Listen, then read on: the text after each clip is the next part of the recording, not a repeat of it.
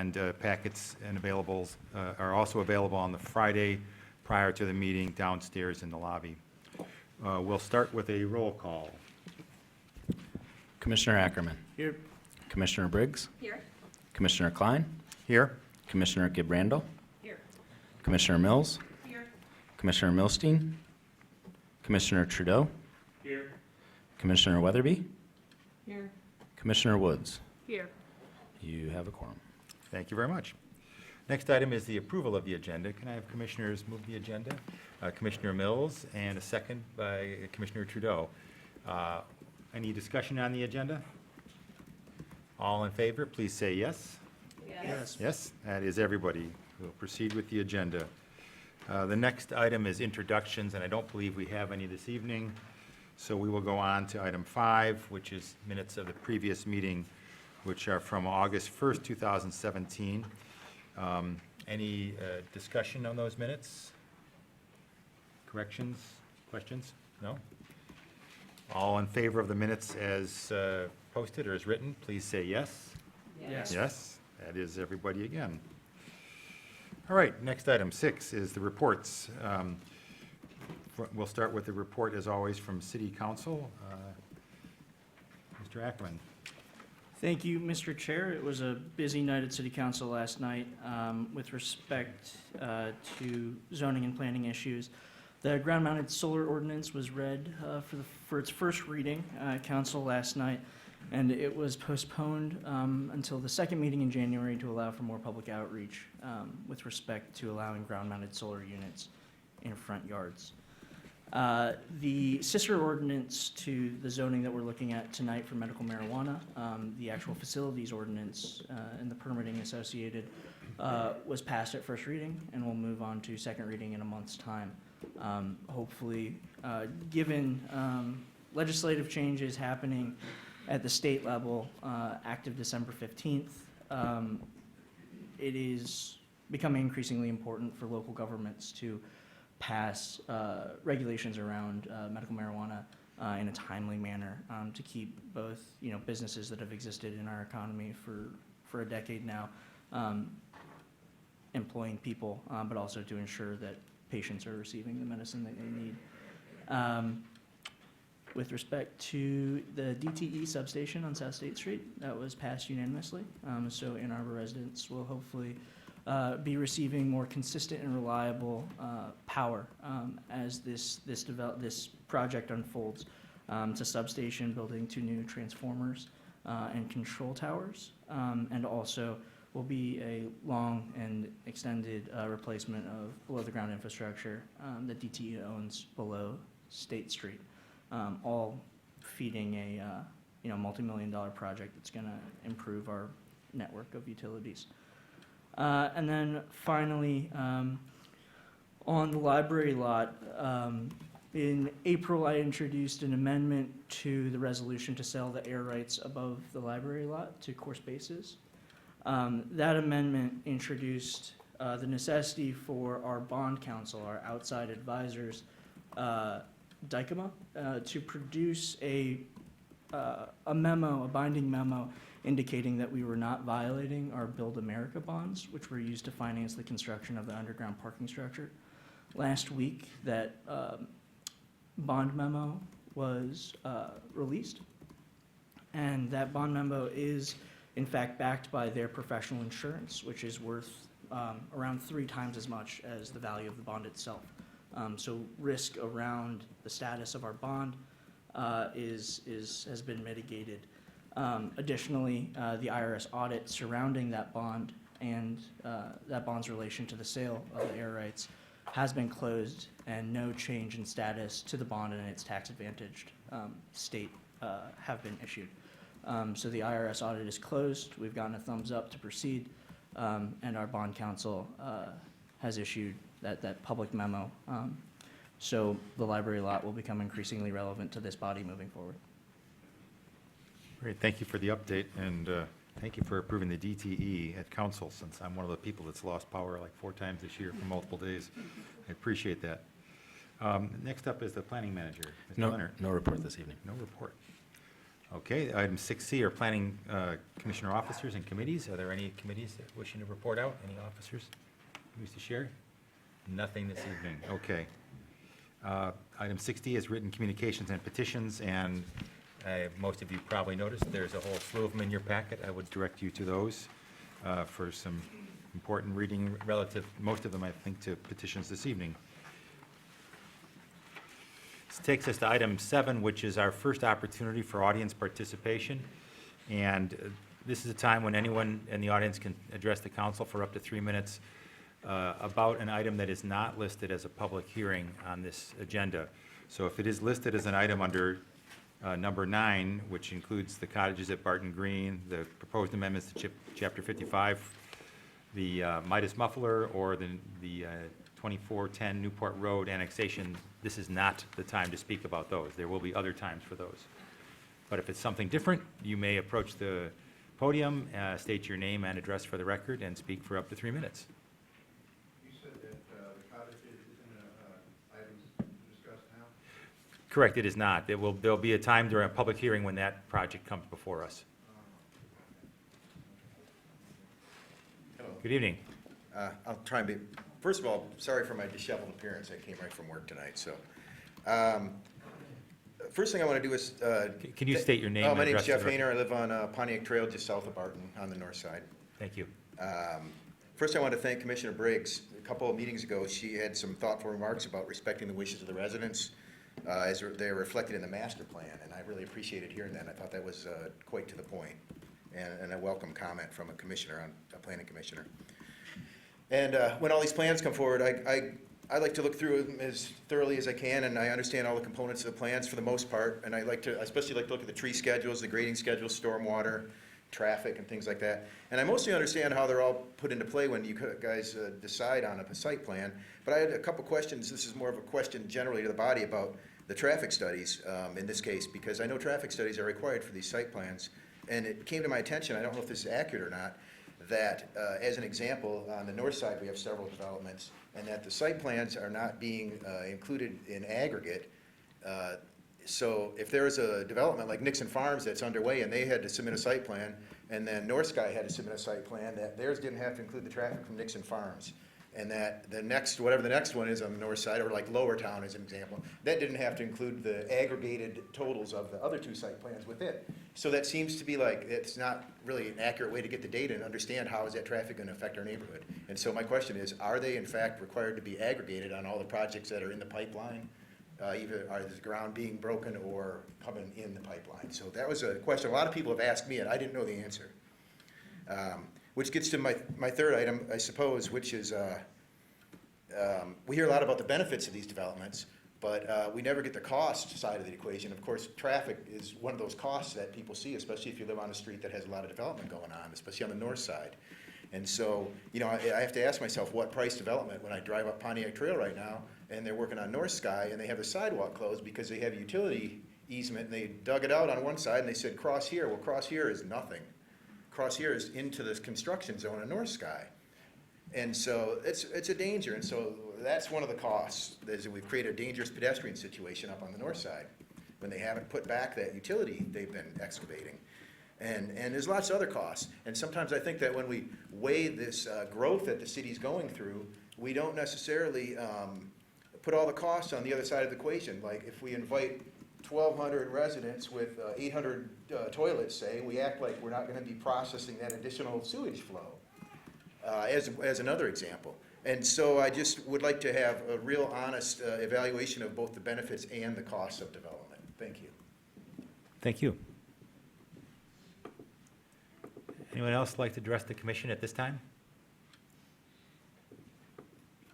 Okay, seeing no one, I'm going to move on to the next item, which are public hearings scheduled for the next business meeting, and I don't believe we have any. Is that right, Mr. Leonard?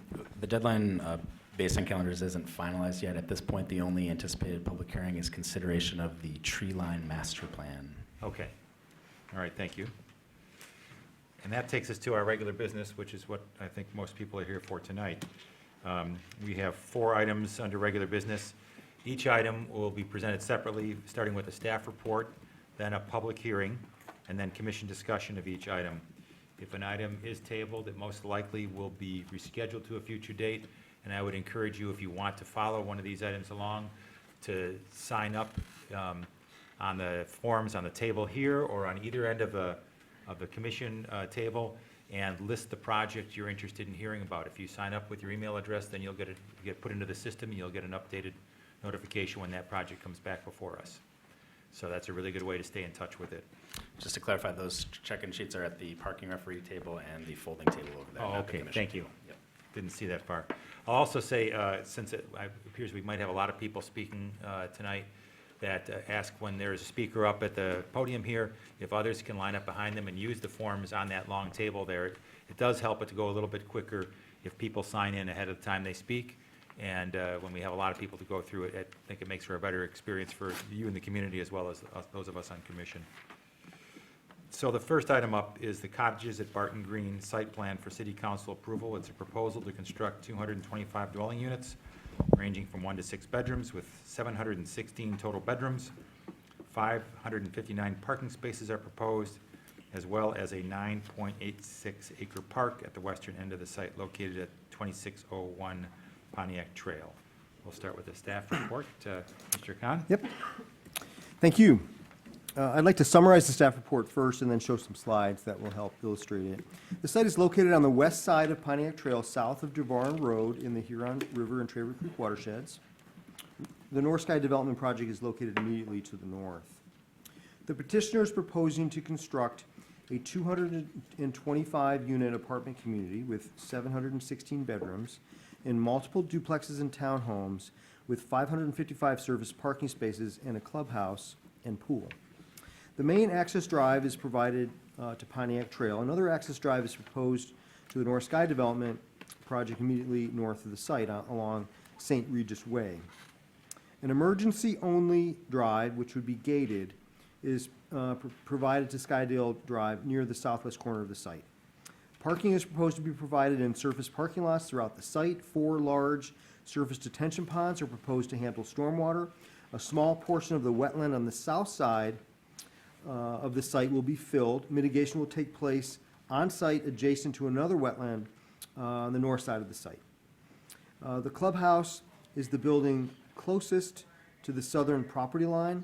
It is proposed to be approximately 50 feet from the property line and approximately 112 feet from the back of the nearest home along Skydale Drive.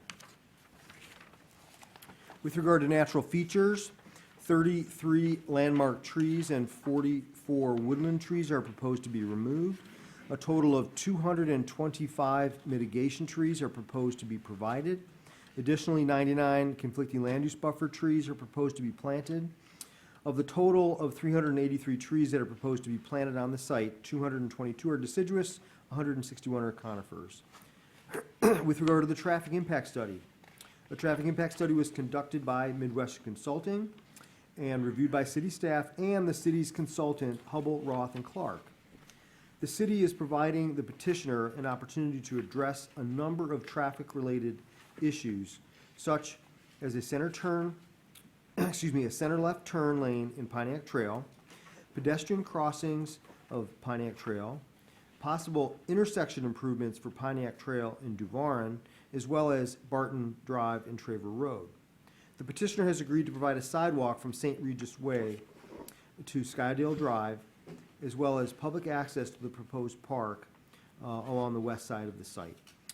We do have a representative from Hubble, Roth, and Clark with us this evening who can answer questions that you might have. With regard to park dedication, the petitioner has agreed to dedicate almost 10 acres of land on the far west side of the site as parkland. The proposed parkland includes a high-quality forest fragment, a wetland, and a woodland. The petitioner has agreed to devote 3 years to helping restore the natural area to a natural state, which includes the removal of invasive plant species and the planting of native trees. One of the intents of the acquisition of this park is to provide a non-motorized link from these neighborhoods down to the river. So our hope is over the next few years to be able to allow people to get down to the river. Staff recommends that this petition be postponed to provide the petitioner with an opportunity to address staff comments related to the traffic impact study, as well as engineering and landscaping issues. And now I have some slides to show. This image shows the site right in the middle, which happens to be zoned R4A. This is the aerial photograph. A closer image. And this is the overall layout. It also illustrates where the park is proposed to be provided. I don't know if you can see my cursor, but it would start up here, come down here like this, and then come over here like this. And so the whole western side is proposed to be dedicated as parkland.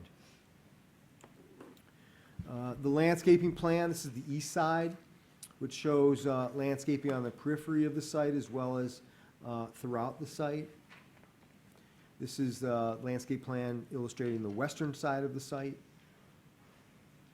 There are some other amenities on the site, like a volleyball court and that sort of thing. These are some elevations that show what the proposed buildings would look like. These are some of the duplexes. These are actual photographs of a very similar project by the developer. We wanted to show this to give you a sense about what it would look like after construction. These are more of the duplexes. And these are some of the townhomes. And this is an actual photograph of a similar project. This is a clubhouse elevation. The pool would be right next to the clubhouse. And this is a visual image, a rendering of what that clubhouse and pool area would look like. This is the pool screen wall. During the site plan review process, neighbors had expressed concern about noise emanating from the pool deck area. The developer indicated a willingness to construct an 8-foot tall masonry wall to try to mitigate some of that noise. Here's an image of the site from Pontiac Trail. As you can see, it's pretty well vegetated. And this is off of Skydale Drive looking toward the north. There's an existing path in this location. And that's the end of my presentation. Jeff, could you just add on to that, talk just briefly about how the site plan evolved? There was some change in the location of some of the buildings, I think particularly to the Yep. east. And then if you could touch on how the emergency-only access was arrived at. I know that there was some conversations earlier about making that a full connection and explain Yep. why it's configured as proposed. Right. So the first issue was with regard to reconfiguring the site. Initially, the developer had shown some units that were clustered further into what we now consider to be the dedicated parkland area. We asked the developer to reconfigure the site plan to bring those units out of the natural area and try to locate them elsewhere on the site. That resulted in a few more townhomes being proposed and some fewer duplexes. With regard to access along Skydale, when the Skydale neighborhood was constructed, there was a stub connection provided sort of at the far western edge of Skydale to this property here.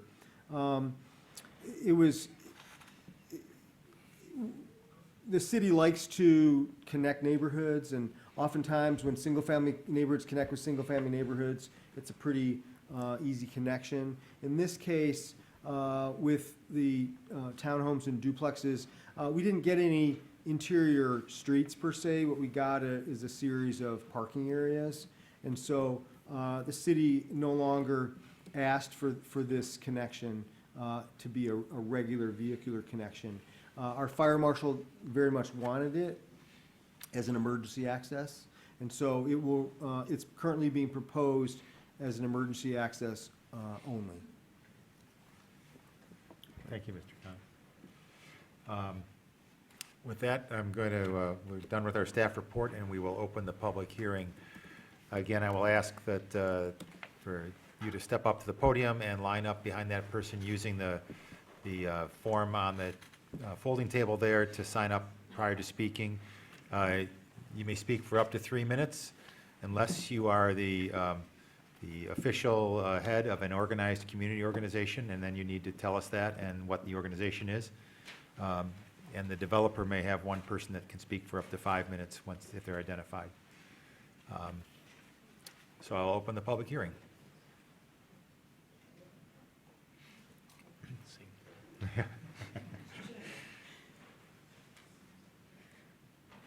Hi, my name is Deborah Katz. I live at 605 Skydale at the top of Huron Highlands, way up on the hill.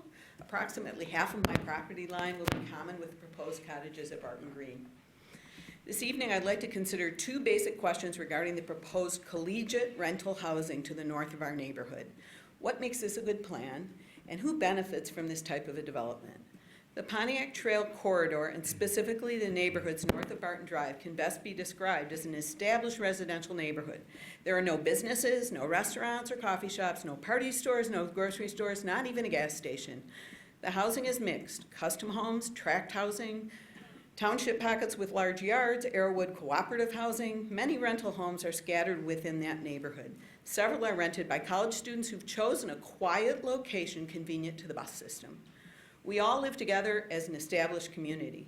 The proposed cottages at Barton Green plops a highly concentrated rental housing development targeted specifically toward young people, college students in particular, who are just learning how to live away from home in the midst of an established residential community. In fact, this development is not cottages at all, but rent by the bedroom student housing. Why would it make sense to place collegiate-focused housing in high concentration in an area where there are no services for them, no coffee shops, no restaurants, not even party stores? These students will need to commute for everything: classes, libraries, food, entertainment, except for the pool and community fitness center party building, coffee, and other select beverages. The nature of the development does not invite neighborliness. Its resources are set aside for its residents, and its student residents have little in common with the families, senior citizens, and young professionals living to the north, south, east, and west of them. Our neighborhood offers a mix of housing for many different income levels, from affordable and subsidized housing to custom homes. This development makes no attempt to provide affordable units, just high-rent student bedrooms, not houses, but bedrooms. This community values the diversity of our range of housing prices, the diversity that allows. We hope that the neighborhood to our north is in keeping with this value for living in an economically, racially, and ethnically diverse community which benefits us all. For all of these reasons, I urge the Planning Commission to reject this proposal as it currently stands. Everyone in Huron Highlands, and probably everyone on Pontiac Trail Corridor, knows that this parcel of land will be developed. We're supportive of extending our wonderful community northward, but we want it extended responsibly. It would be possible to create a development on this land that honors the nature of the neighborhood in which it is being proposed to be built by creating a mixed development with measurable number of single-family homes combined with rental units, not rental bedrooms. The development could be designed in a way that is consistent with the Pontiac Trail Corridor, and it could truly build something that is in keeping with its proposed names.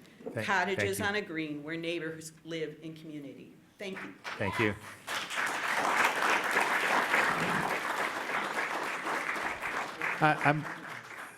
I appreciate you that you appreciate the speaker. I'm going to ask you not to clap in between. It's going to make this go much longer as we wait after every person speaking. So I would ask you to please not clap during or yell during people speaking. Thank you. My name is Laura Stroh. I live at 1327 Broadway. You know something is wrong with the proposed project when you genuinely feel sorry for the people who live near it. The Huron Highlands residents near the proposed project called Cottages at Barton Green bought their modest homes, some of them decades ago, attracted by the reasonable prices, the open areas, the sense of community in the neighborhood, and the idea of living literally on the edge of town. I do not live there, but got to know the neighborhood because the classmates of my daughter at Northside School lived there, and I was impressed by its ambience. Those residents are not fools. They knew change would come. As you know, there has been tremendous surge of building off Pontiac Trail, and they knew that eventually the vacant land next to Skydale would be developed. But none of them expected what they are getting: a glorified undergrad horizontal dormitory for rich kids. Instead of, say, a subdivision like theirs, or the one going in further north along Pontiac Trail, or the Arrowwood Co-op, all attracting families looking for permanent neighbors, they will be getting a population of partying, noisy, transient undergrads. And they're getting the worst of that population, those willing to live far from libraries and labs and classrooms, but close to a pool and a volleyball court. I feel sorry for the residents there, and so should you, if you think about your own home being similarly affected. Please help ameliorate this situation by at least a few requirements of the developer. For one, require them to incorporate non-student homes into the mix. For another, protect the neighborhood from the noisy activity areas like the pool and the courts by either walls or planting on the side of the project that abuts the backyards of the Skydale residents. Right now, those backyards face trees, and it would be reasonable to ask the developer to keep those trees. A small concession, but worth a lot to the residents. Your job is to make the impact of this new development as small as possible on the already existing neighborhood. Most of all, listen to the residents of Huron Highlands and try to meet their reasonable demands. Thank you. Thank you. Hi, my name is Tracy Jensen. My parents have a house in Huron Highlands on Hilldale. My kids walk home from Northside School to my mom's house regularly, so I'm here not just as a concerned Second Ward resident, but also professionally representing my mom and dad, who's not here. I've seen this whole site plan and I've seen this process. I have a lot of concern about the logic of plunking a rental unit in the middle of something established, cohesive, multi-generational, and successful as a neighborhood. Others have spoken to that. What I think would work well here, since it's unquestionably going to be developed, is more diverse housing and to balance families, seniors, professionals, and students.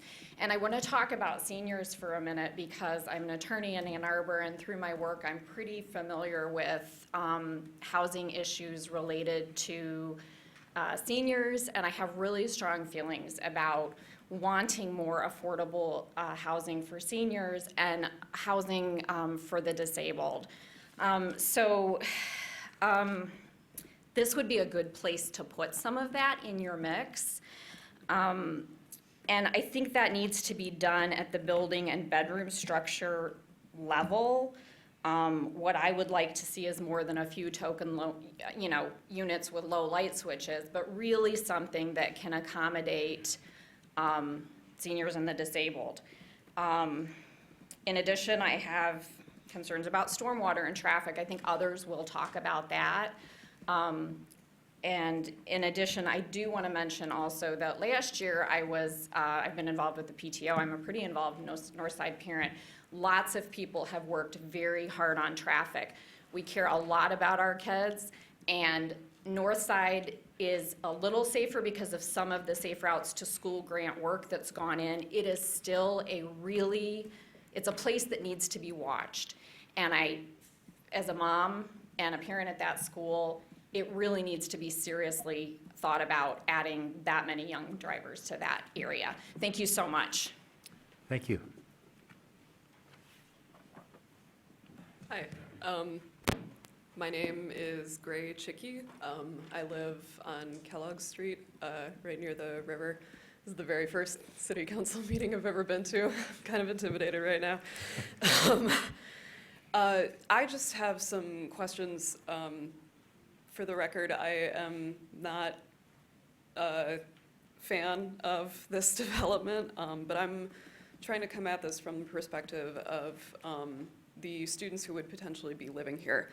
I'm wondering what the cost per bedroom is going to be, if that's been talked about at all yet. we already have a lot of luxury student housing, including one that is being built right on Main Street, right across the street from the other brand-new luxury student housing place. So I'm wondering if the cost is going to be in the same line that those units are, which is prohibitive for a lot of students. I'm also wondering what the intended bus situation is going to be like. The thing that really kind of confuses me about this development is that it's, as others have said, it's really not near anything. There's, you know, it's very removed even from North Campus, and it just doesn't seem to make sense to put students in with what is primarily family housing. In addition to the family housing question, I was wondering what the plans are for potentially diverse housing within this development. Will there be spaces for students with families a la Northwood?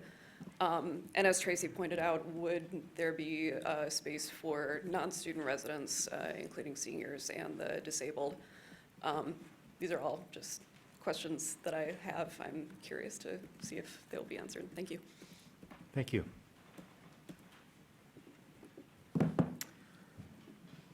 My name's Ed Dawson. I live at 473 Skydale. For the last 5 years, I've gotten by without owning a car. I'm lucky. As a U of M retiree, I've got free city bus service. I can rent a car when I need one. And I'm healthy enough I can bicycle most places I need to go. So hold the attaboys. But I do think it's helpful that there's been one less car on the road these last 5 years. As a biker, I'm concerned about volume of traffic, but how those cars are driven makes a difference also. Barton Green is aimed at young college students. That doesn't mean all its residents are going to be NASCAR rock stars. And it doesn't mean they're all just going to drive to the pubs and back. But statistically speaking, younger drivers are higher risk drivers. I'm reminded of that every time I rent a car and they ask you if you're under 25. Pontiac Trail is not going to be a fun place to bike with the extra traffic from the new developments. It's got bike lanes, but it's still just a narrow street. It's not some wide boulevard. And it gets narrower on trash pickup days when people put their trash bins in the bike lanes. Right now, it's just the occasional driver who comes close to me when I bike there. With a permanent uptick in traffic, those close encounters of the dangerous kind are going to come a lot more often. I'd love to keep biking, maybe go another 5 years without owning a car. But if I have to joust with over 500 student drivers from Barton Green, along with drivers from North Sky and maybe those from Nixon Farms, then I'm going to want my own suit of armor. To heck with a bike helmet and a safety vest, I'm going to wear a car. I can't understand locating so many college students so far from their infrastructure. Why put potentially high-risk drivers in a situation where they're likely to drive? I'd like to see Barton Green include affordable housing and some working people. Students are more than welcome, but I'd prefer them to be grad students and upperclassmen, maybe even visiting scholars. An older and more settled mix of residents would make me feel much safer as a biker. Thank you. Thank you. Good evening. My name is Maria O'Connell. I am actually here as a representative of the Bateson Court Association. I live at 2936 Bateson Court, which actually is in Ann Arbor Township, sorry, but it's right there. So I am not going to touch on what other people have already touched on because you've heard it. I do have the same concerns about traffic and about more buses and about what type of housing we're putting in a residential area. I grew up on Manor Drive, which is 2 streets over. So on slide 18, those woods were the woods that I played in when I was a little girl.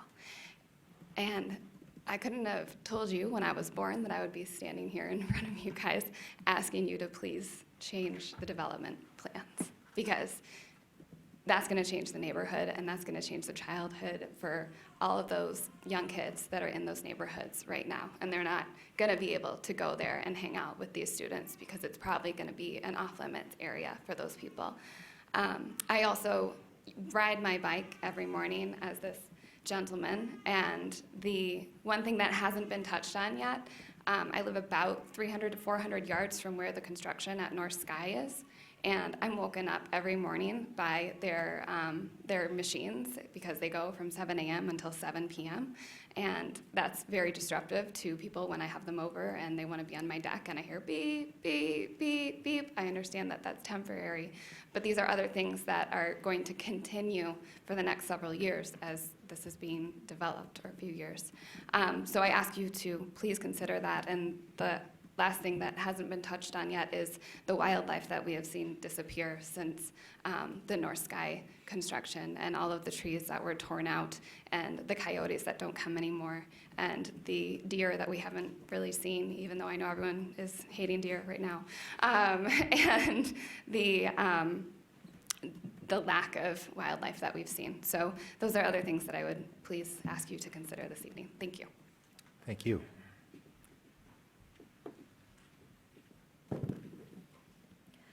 My name is Susan Mumm. I live at 2416 Arrowwood, and I've lived there for 35 years. I was the person who was very instrumental in helping to prevent the Huron Parkway extension from happening about 28 years ago. I wrote to the State Highway Commission and got their permission for the City of Ann Arbor to use the land purchased from the state for parkland rather than the Huron Parkway extension. I feel very proud to have saved my neighborhood from this bad plan.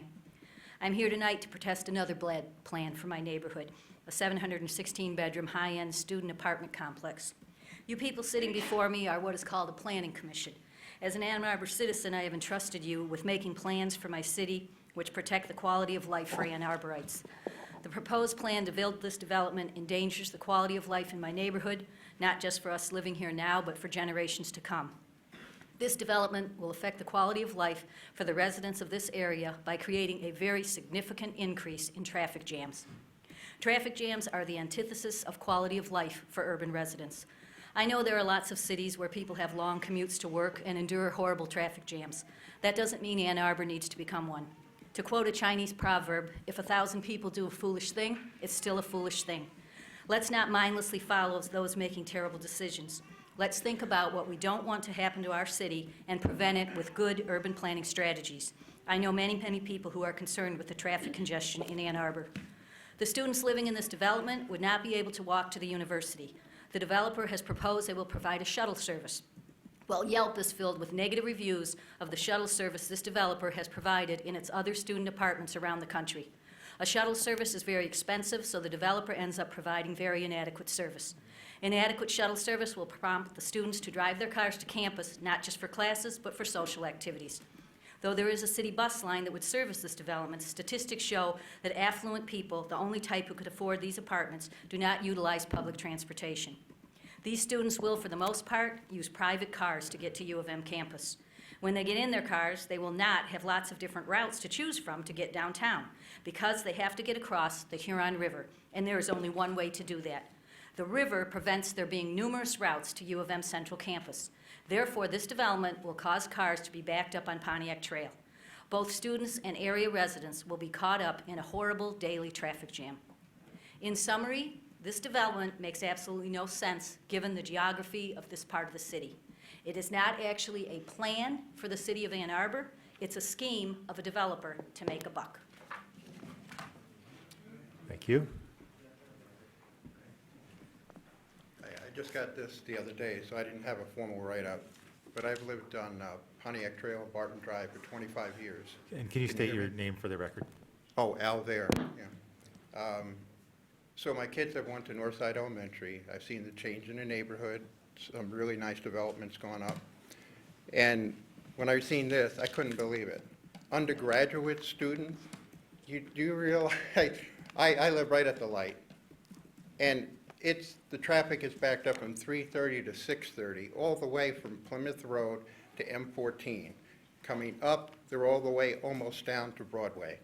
You know, and you're gonna put 1,000 people on Pontiac Trail, stopping at the light, and all like they mentioned, these people would be boom boxers. You know, you talk about tipping point. Tipping point is when the neighborhood changes entirely, when it goes south. And that's what this would do. Plus, it would decrease the property values, everybody around, because this is no longer a nice community of small family, modest family homes. This is ridiculous. This is, like this lady said, you know, these developers just come in and they say, oh, okay, well, we're going to do it and have all the bucks to turn your heads. This is ridiculous. And I oppose it vehemently. Thank you. Good evening. Hi, I'm Kate Pepin. I live at 376 Larkspur Street. I want to talk to you a little bit about the development in terms of traffic. There are many, many things that I'm concerned about about the development in the neighborhood. But the one thing I really want to focus on is the definition and the fallacies that we've heard about the shuttle. I'm familiar with some of the other, I'm a university planner, I'm a certified planner, and I'm familiar with some of the other developments that this developer has created and also included shuttle service. Trinitas may have tried to convince you, and they've tried to convince all of our neighbors, that the campus shuttle that they're proposing will be sufficient to manage traffic on Pontiac Trail, on Barton, on Plymouth, to North Campus, and to Central Campus. This company is building 559 parking spaces above and beyond 100 more than they're required to build for the space. And residents will self-select for those who choose to drive. Otherwise, they would have chosen to live within walking distance of campus. It's easier and it's less expensive. They'll use their cars a lot. And since there's absolutely no services within walking distance of this apartment complex or bedroom community, they will be forced to drive. Trips to campus, mostly by car, are really predicted by the developer's own consultant, Midwestern Consultants. On page 22, Midwestern estimated that only 17% of the cottage residents would ride their shuttle during peak morning and afternoon hours. I am in that traffic in peak morning and afternoon hours, and I know what it's already like. And I hate to see what it would be like, the confluence of events that could take place between another 500 cars or over 500 cars and the children that are in the neighborhood and the rest of us. So why is shuttle service so low at other Trinitas properties? We have really investigated one of them in particular, one I am familiar with in Bloomington, Indiana, home of Indiana University. And as a member of the American Institute of Certified Planners, I know that it's very important to listen to my constituents. And I've heard a lot here tonight, but I also want to listen to the ones in Bloomington, the students who are living there. And I'd like you to hear some of their comments. Kate L., June 5th, 2017, do not live here. I wasted 3 years living at this village where the shuttles were always down and residents were turned away late for class because there was no room on the shuttle. They will be in their cars, along with the other 300 or so cars that are projected for North Sky. We're looking at nearly 1,000 additional vehicles every day. Years ago, when North Sky was under review, Ms. Lum was very clear that we really need to look at another transportation plan for this area. Thank you. Thank you.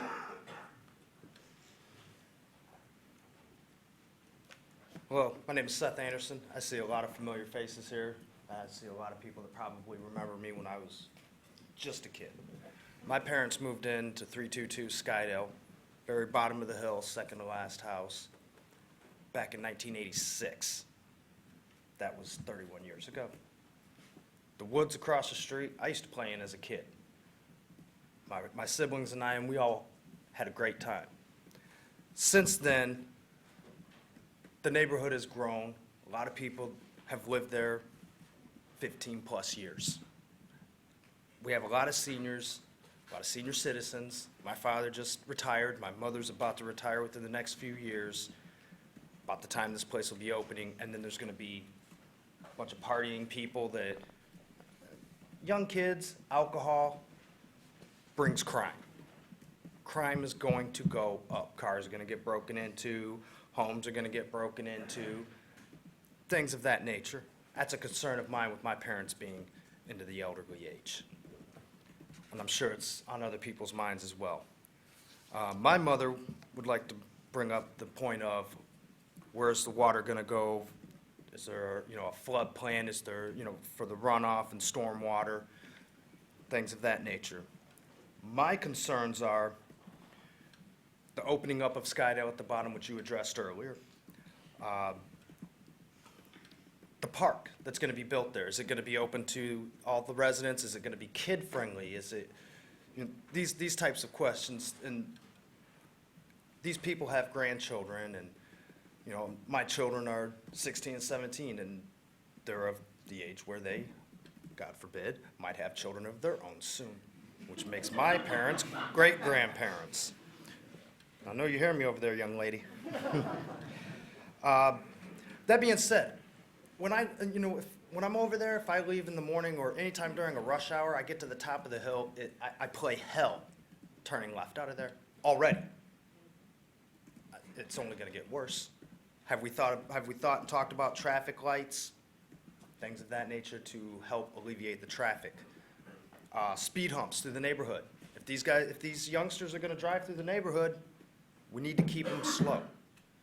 Just these last couple of days, as I've been going to my mother's house, I've had to stop twice for, a young kid, 8 years old, he's playing, having a good time, not thinking about it, darts across the street. Didn't look, or he would have seen me. Thank God I saw him, and that being said, nobody's mentioned it, I haven't heard about it, but house values. I'm sure everybody in the back of their mind is somewhat concerned about the value of their home.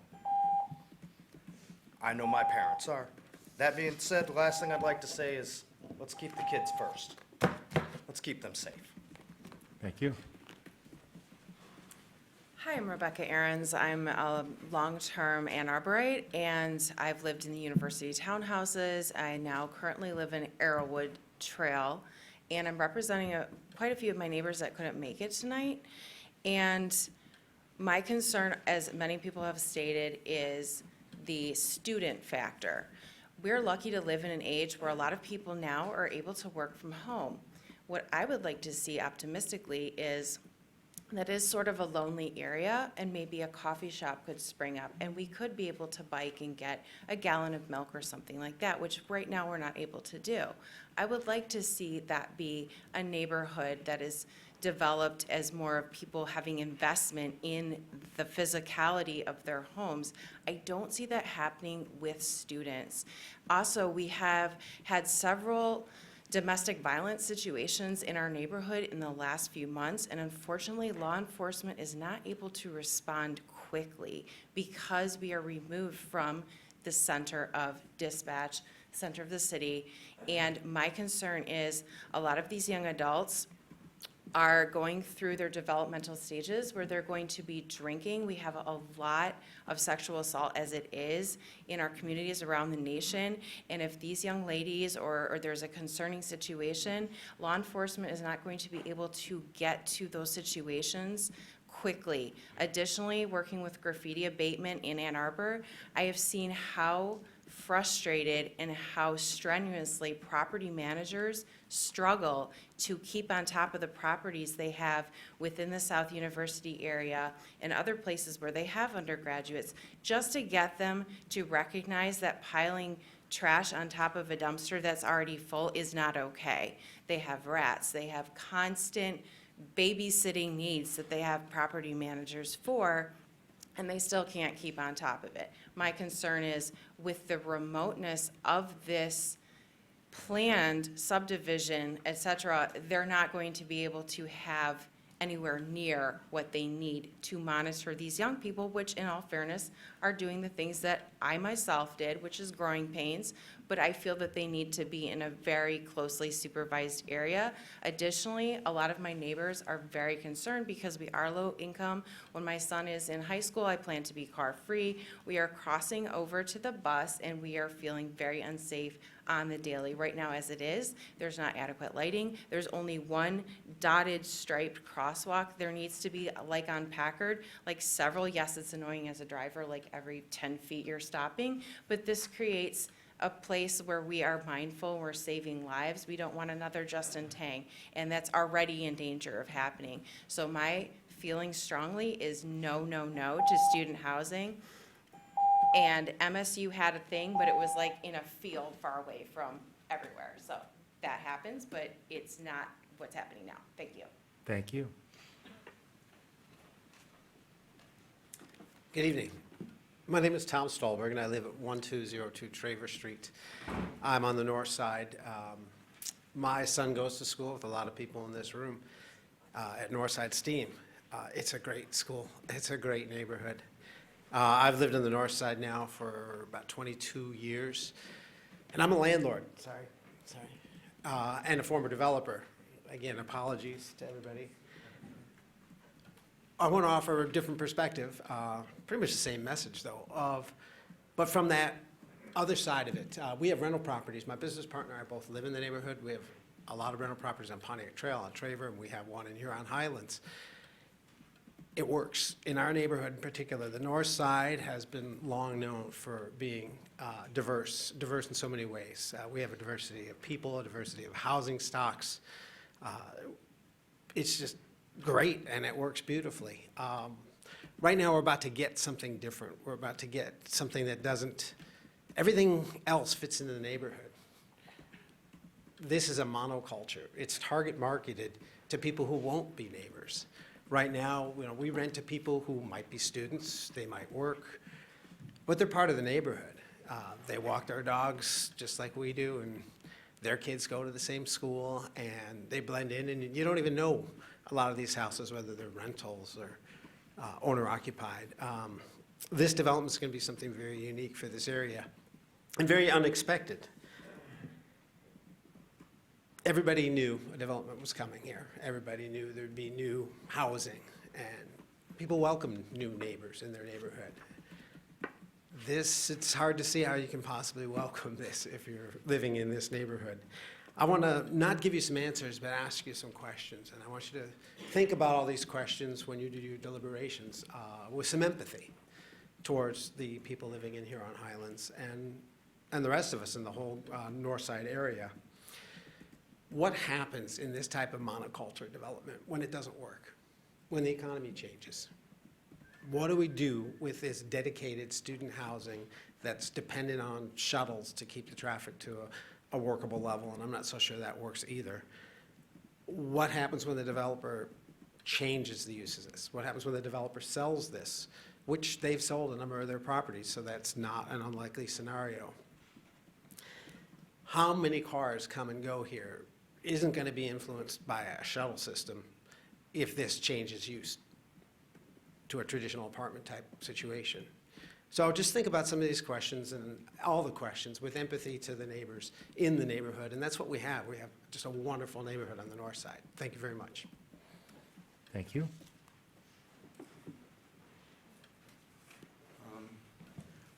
Huron Highlands is an official registered neighborhood with the city.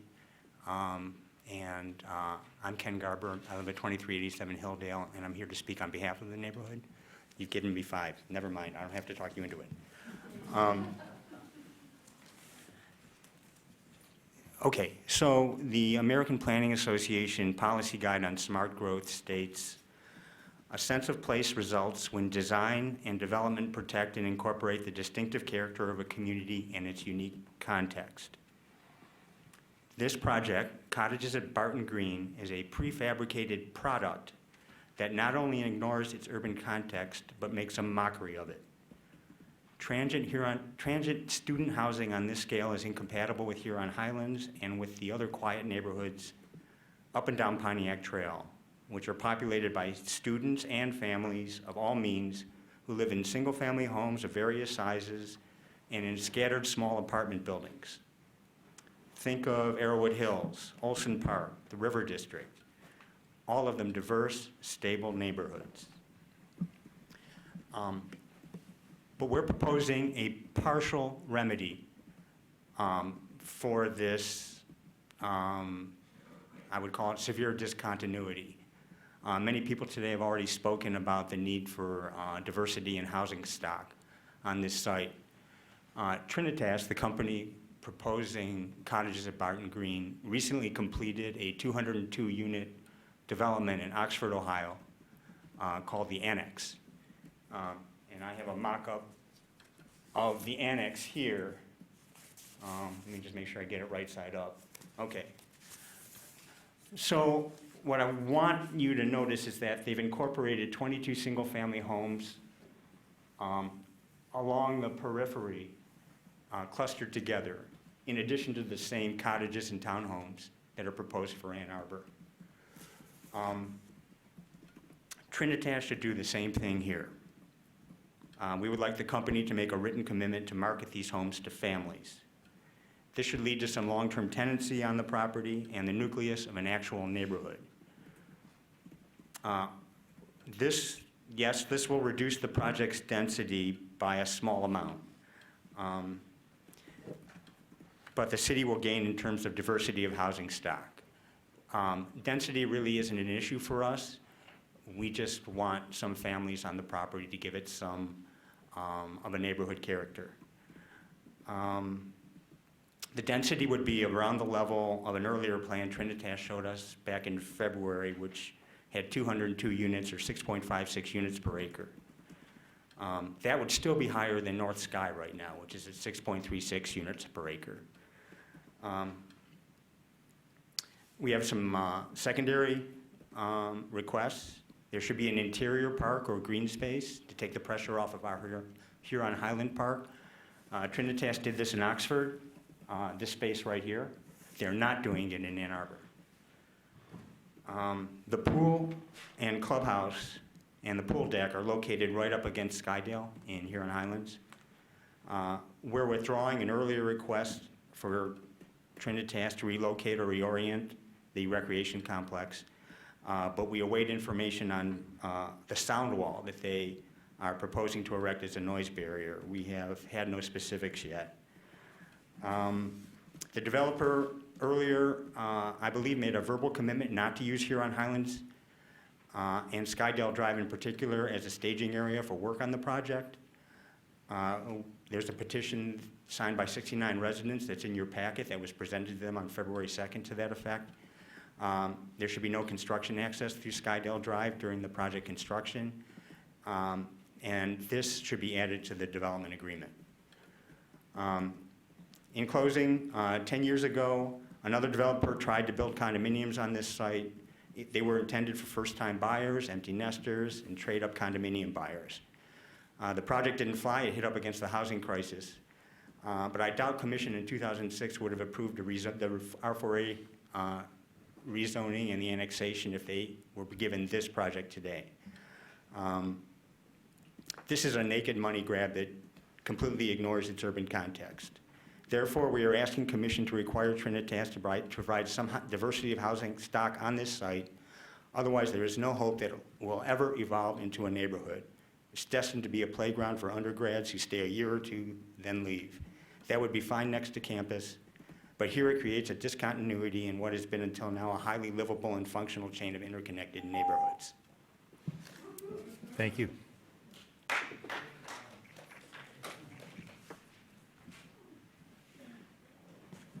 Hi, I'm Ralph Katz. I live at 605 Skydale. I've been there for 31 years. I've seen the neighborhood evolve. When I moved in, I was single, and at the top of Skydale was, there were no kids up there. 6 years later, there were 9 children under the age of 10. And that demographic has now moved. Now at the far opposite end, all the children are down at the far opposite end. And our end is still, but I've seen it, the neighborhood evolve, and it's been fascinating, and I'd hate to see it evolve into something that wasn't as charming. I'm a systems analyst a computer systems analyst by profession, and so I like to deal with certainties, and I think that this plan has a lot of uncertainties, things that put our housing values and our quality of life at risk. Other people have talked about transportation issues. I wonder if the Ann Arbor Transit Authority has been included in this planning with 700 some beds there and shuttle service, which has been shown to not work, whether there'll be a bus turnout. I think the idea of the park is good. I think the chances of people using it are slim because of its proximity to M14. Given other parks in other parts of the cities that are right on the freeway, they don't get a lot of use. The ones that are in the city that are quiet seem to have more people in them. I think other people have talked about the proximity of their recreation areas, the pool and the volleyball courts to houses there. I think that the idea of putting in sound abatement fencing is good. I would like to see an acoustic study that'll tell us exactly how loud things are going to be from that. Last, I think the gate closure. We sure don't want traffic from there coming through our neighborhood, and it looks like that's going to be the case. But I ask, what happens if people tamper with the gate? If cars go through there anyway, what recourse will we have?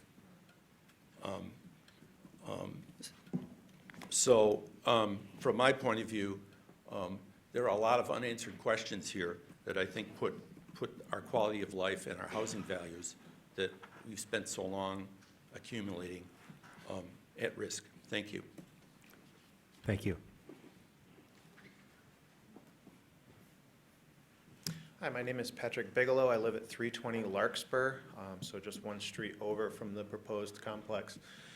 And until fairly recently, I was a long-term academic at Michigan State, did bachelor's through PhD there and then postdoctoral research. And that gave me a lot of experience, both from an RA in the dorms and then living of all variety of student housing complexes, both places I lived and places my friends lived. And when I saw this, it really gave me deja vu. And if I really encourage commission members, if you're in East Lansing, drive up Abbott Road and go to the landing or the Chandler's Crossing. That is exactly what is being proposed to be put in. Large student housing complexes by the bedroom with a proposed shuttle that is either always at max capacity because it barely runs or isn't running at all on that given day. And what has been shown in East Lansing and in communities, you can read the reviews online, all over, not only will students be selecting because of the site location for those who will drive, parking doesn't so much matter. There are fewer parking spaces there than there are bedrooms. That does not mean that the bedrooms that don't have a parking space won't have a car. They're just going to find somewhere else to park the car. In East Lansing, every major shopping center within a mile of those complexes on Abbott Road has cars parked in it. Those are Meijer parking lots, Kroger's, you name it. And it also, any nearby neighborhood will have cars parked in it. So I am certainly encouraged to see that it is an emergency access gated thing off of Skydale. What I also see is an immediate walking path for the houses at that end to get to their cars, which will be parked along Skydale in Larkspur in Hillsdale. There's nothing preventing someone from doing that. They can park their car anywhere along that. There's no permits needed to park in the neighborhood, and they are going to. And you have 721 bedrooms. You're going to have, with only 559 parking spaces, you're looking at least another 120 cars being dumped into any local neighborhood they can park their car at. And I speak of this from experience. I was a resident at Michigan State who had a car when I lived in the dorms. Did I pay the extra huge amount for a parking space on campus? Certainly not. I parked at Frandor. Everyone else is going to be looking for a parking space for their car. The sheer cost of these bedroom, on a per bedroom basis is going to indicate these are people with cars and they're going to be looking for a place to put them. Thank you. Thank you. Hello, Karen Johnson, 333 Skydale. I'm at the very end of the street, right next to that road that they're talking about, and that was one of my major concerns, is where are all those extra cars going to go? They're going to park on our street in front of our houses so that we have no room for our own vehicles or our visitors that come, our family that come to visit, and it is very easy walking. Also, my house, I don't know if you don't see the Skydale, but the road came down at a slant, so I have 15 feet of a backyard, and I'm going to have a duplex 20 feet on the other side of the end of my property line. So I will have 50 feet between me and student housing. I get up in the morning at 6 o'clock because I need to go to work. I need the place to be quiet. We don't have parties until midnight in our neighborhood. So bringing in student housing is going to disrupt everything around there. I mean, I did actually put in air conditioning a long time ago because of the noise from M14, but it's nice to occasionally be able to open your window at night, and you won't be able to do that if there's students out there partying until, midnight or 1 o'clock in the morning. So in terms of, somebody else mentioned the cost of this, you have to think of the cost of extra calls to the police for noise abatement, extra calls to have cars towed. And then my other concern is the drainage in this area. This is a very low area where the house is, and 3 months every year, it's a marsh back there. There's no drainage. They actually had to move where they were going to put the retaining ponds because of the low perk in that area. And we are now being asked to drain not only all of this development into the small creek that's right there, but the entire North Sky has been told they can divert all of their drainage water. So we're now going to be draining 40 acres of land into one small little creek that will then go on to North Side. So I ask you to reconsider and look much more closely at that. And what is the cost of the city if we start getting water in our basements? We have no sump pumps, we've never had to need them, but when you add another 40 acres going into that area, what's going to be the cost, and what's the city going to do to the existing homeowners to help them out when they start getting the water in their basement? Thank you. Thank you. Hello, my name is Jane Pollock. I've been living at 549 Skydale since 1992. My property is approximately 50 feet from the proposed cottages at Barton Green Student Housing Project. It is difficult to tastefully articulate how this project will affect myself and many of my neighbors. A number of us have lived at our present location for 25-plus years, dutifully paying our taxes, supporting local businesses and the community, raising our children in the Ann Arbor schools, and have planned to retire in our well-nurtured homes.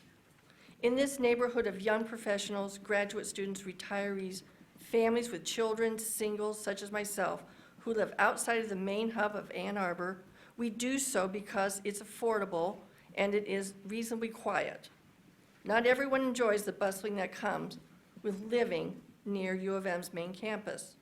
So how is it a sensible decision to have 716 transient students living in a community such as ours? In addition, Ann Arbor's continuation of building in areas where the infrastructure cannot sanely support it is becoming exhausting for many of us to manage. By the time North Sky, Cornwell Farms, and the proposed cottages are built, there will be an additional 1,200 vehicles traveling on the 2 lanes of Pontiac Trail. The traffic during AM and eve rush hours is already creating a major cog at the Pontiac Trail Barton Drive intersection, and a huge safety issue at times when young children are riding their bikes or walking to and from school. This project is morally indefensible. I imagine that many of you would feel the same way if your neighboring community was about to be dismantled by allowing 716 students to move in. There's plenty of bad press from previous Trentus residents citing bad management, shoddy construction. Is this a project Ann Arbor wants to support? At the very least, consider requesting Trinitas to reevaluate the population they are marketing to meld with the existing community. Thank you. Thank you. Good evening, Commissioners. This is a very important issue for me, so important that I'm here spending my anniversary with you guys as opposed to out with my husband. Reason being that this proposed development really, as you've heard from multiple people, doesn't fit with the character of this neighborhood. Part of the reason that we bought a house down on Larkspur Street, which is just south of this proposed development, is really the diversity of the population. You have young families, working professionals, students, retirees, but it's a wonderful mix of people.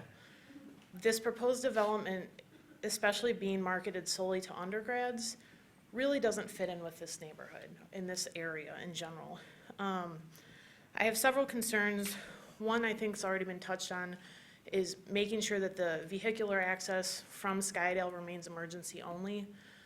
There are a lot of little kids that are playing in the park there, and having a large flow of traffic, especially less than stellar drivers, could be a really big issue. I know people have touched on the traffic already. I believe the developers proposing that 10% of their students will walk to campus. That's about a 2-mile walk. I don't know about most of you guys, but I'm not about to go and walk 2 miles to classes every day. So I think that's maybe a little unreasonable. I would like to see a more realistic traffic study from the developer on this. The developer has also, as Ken had shown, in previous developments, they have built single-family houses. So the precedent is there from the developer themselves. It would be really nice to see some more of that included in this development to make it something where it's not just for undergraduate students, but graduate students, young professionals, young families, to really keep it in character with the overall neighborhood. And the last thing I want to touch base on is stormwater, because it's not been talked about a lot. So I'm at Larkspur towards the end, the bottom of this great big hill that's North Sky, the cottages at Barton Green, and then Huron Highlands. It's already very wet down there whenever we have even a mild rainstorm. In talking with the Washtenaw County commissioners as far as the drains, stormwater from North Sky is going to get routed into the cottages at Barton Green, which is then going to get routed down towards the storm sewer on Skydale. That's a 12-inch pipe. When I talked to them as far as how they're regulating that, they said that they'll regulate the water flow. But if you have one issue and you've got water from all of that area coming down in even a somewhat big storm, that's going to be a very big concern for those of us slightly towards the bottom of the hill and maintaining dry homes. So please keep that in mind when you're discussing this project. Thank you. Thank you. Can you please state your name for the record? We didn't. Oh, Aaron Bigelow, 320 Larkspur. Thank you, and happy anniversary, Ms. Bigelow.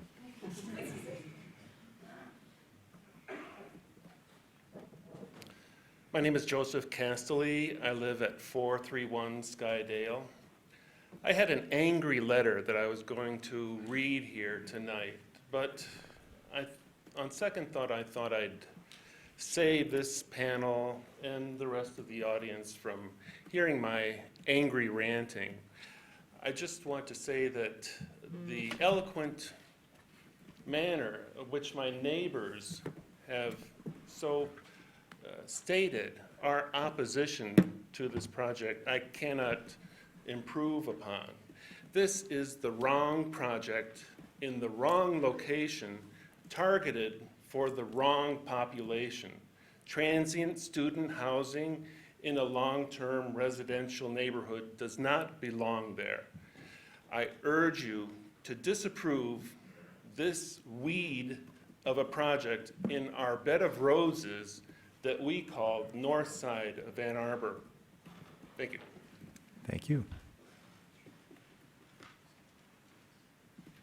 Good evening. My name is Arndt Danielson. I live at 540 Manor Drive.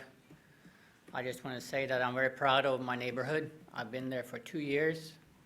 Right now, I'm also looking at the crime reports for the north side of Barton, west side of Pontiac Trail. And for the last 6 months, I can tell you guys that there's been one single event. It's a leaf blower that was stolen last month. That's the neighborhood, that we're not bringing in students to live in us. Now I have 2 kids, they're roaming the neighborhood on their bicycles, they're playing with the kids, they're playing Indians, cowboys, tag in the greenway, and I don't see them finding friends in this neighborhood. So please, please try to change this. Thank you. Thank you.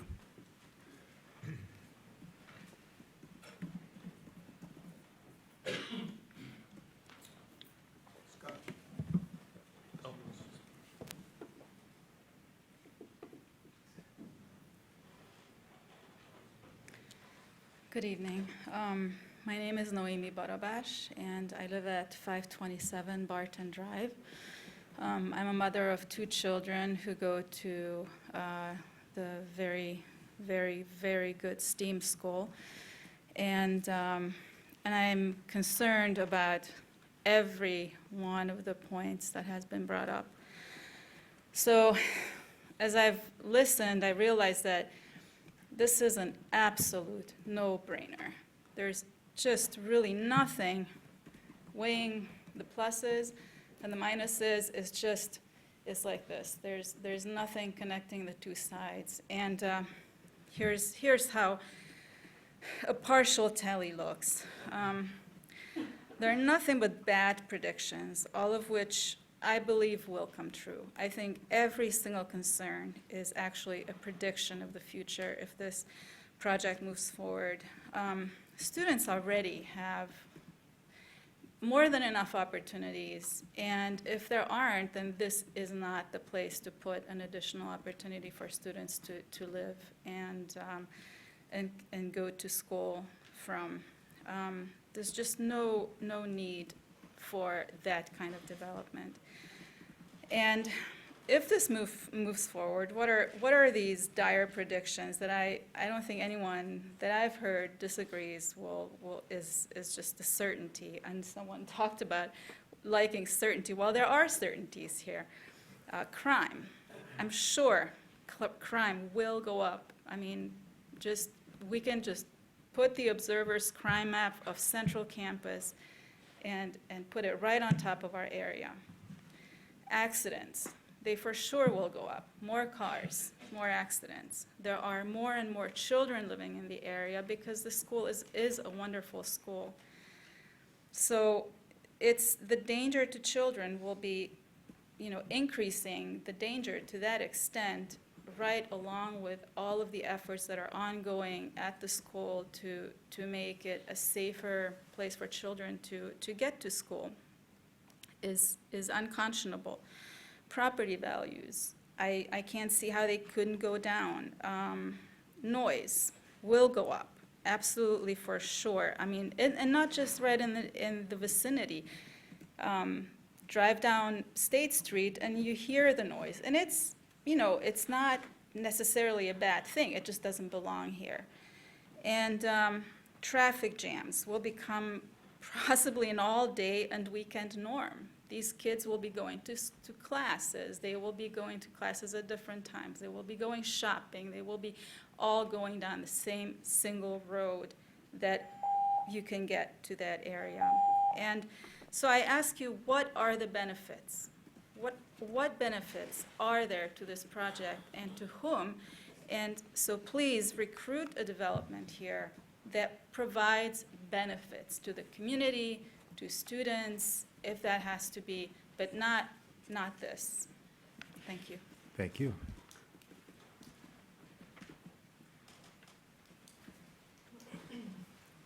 Hi, my name is Ann Broderick. I live at 396 Cloverdale. And I ask you, if you're a planning commission, what planning are you doing? And who are you doing it for? Are you doing it for the permanent residents of Ann Arbor or the transient students of U of M? I moved to the north side from the west side, kind of had to move, and I was devastated. Oh my God, not the west side, the glorified west side. And I've discovered a jewel on the north side that is a well-kept secret in Ann Arbor. It is an amazing, wonderful neighborhood, diverse. In the 15 years or so that I have lived at Cloverdale, I've watched the traffic increase. And so when I come home at 5 o'clock, I challenge any of you to take a ride out Barton and Pontiac Trail, and you will be disgusted with the traffic there. The traffic backs up from M14 all the way to Northside School and beyond. You add another 1,000 cars, you're going to have a problem. It's, as somebody said, it's a no-brainer. My neighbors across the street live at the bottom of the berm, and they've had a lot of trouble with water coming off of there. I don't think they're the only ones. And so when my neighbors are talking about their concerns about water drainage, that's significant. I was thinking this last week, should we get out now before the property value takes a dive? Or will my planning commission do the right thing, please, and respect the neighborhood, the character of the neighborhood, and the citizens who are already living there? Thank you. Thank you.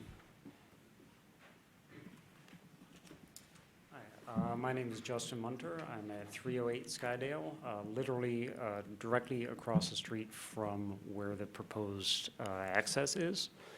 There's just a couple points I want to make tonight. I know a lot of people have already said this. My biggest concern is safety within the neighborhood. When my family moved to Ann Arbor a couple years ago, we fell in love with the north side.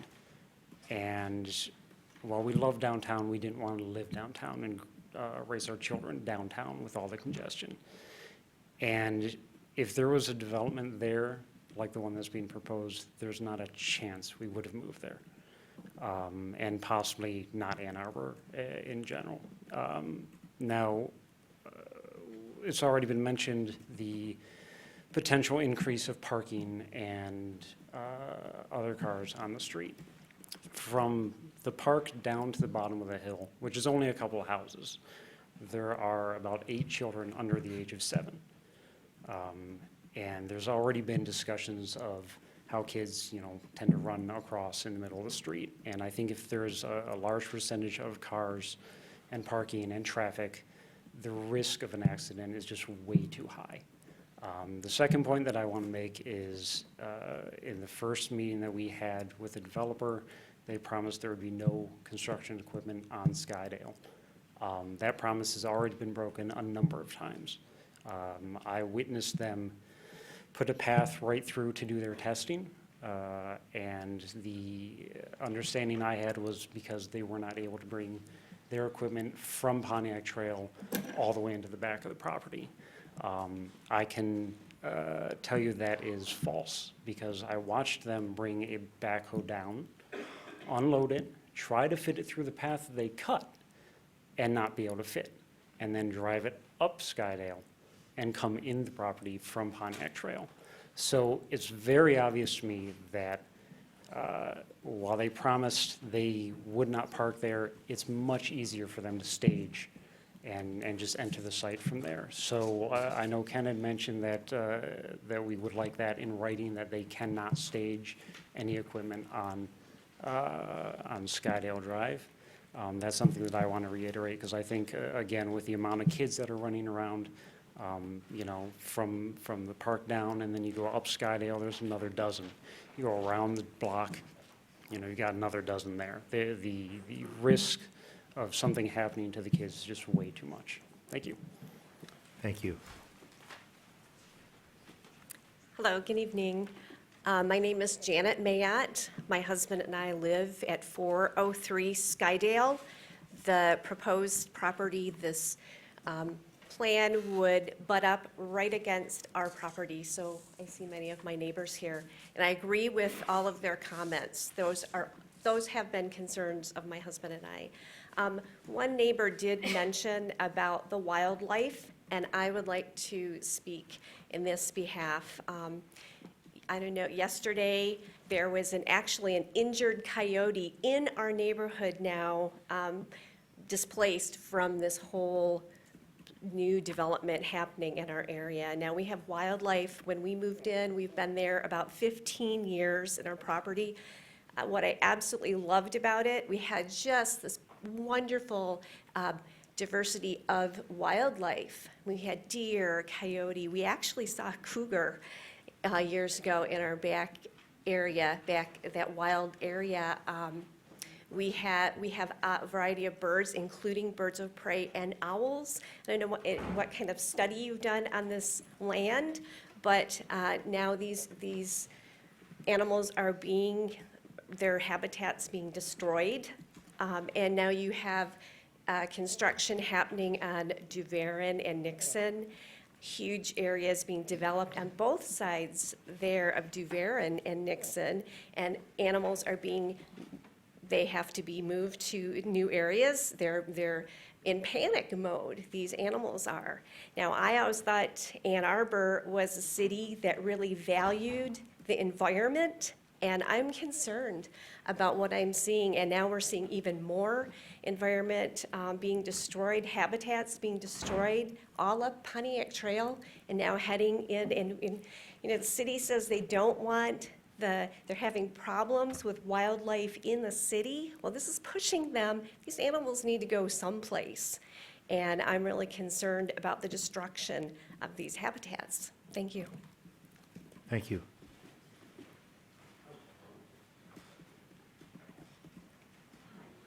Hi, I'm Nancy Witter, and I live on Brookside Drive, which is not right next to this development, this proposed development. And thank you for talking about the wildlife, ma'am. Thank you for talking about the wildlife. I was just concerned about the deer call, that's been going on this will be the third year. And one of the major concerns of the city is they want to keep the number of traffic accidents between car and deer down to 40 per year. Okay, last year we had more. Let's see, I've forgotten how many they had last year, but that's the big goal, is to keep the traffic, deer, car accidents down to 40 per year. And then we allow a development like this with 520 or 30 parking spaces, and all these students there, it sounds like they're all going to be driving because the transit system is not going to be adequate for them. They're going to be driving down Pontiac Trail, and on one side of Pontiac Trail is, practically Black Pond Woods, and on the other side of Pontiac Trail, way down on Brookside Drive, is a little nature area called Onder, and it's very small. But in the past, I've seen deer walking up Brookside Drive, crossing Pontiac Trail to get to Black Pond Woods. That's a beautiful area for deer, of course. And I just think it's kind of ironic. The city is going to increase the the call to 250 to 350 deer this year. And we're going to allow developers like this to come in and, increase the risk of traffic accidents just by allowing all these students to live in our neighborhood. Thank you. Thank you.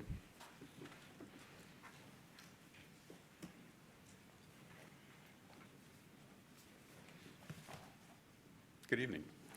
My name is Patrick. I live at 311 Manor, which is not too far from this development. And, Ann Arbor is a wonderful place to live, and I feel fortunate to live there. I've been there for more than 35 years.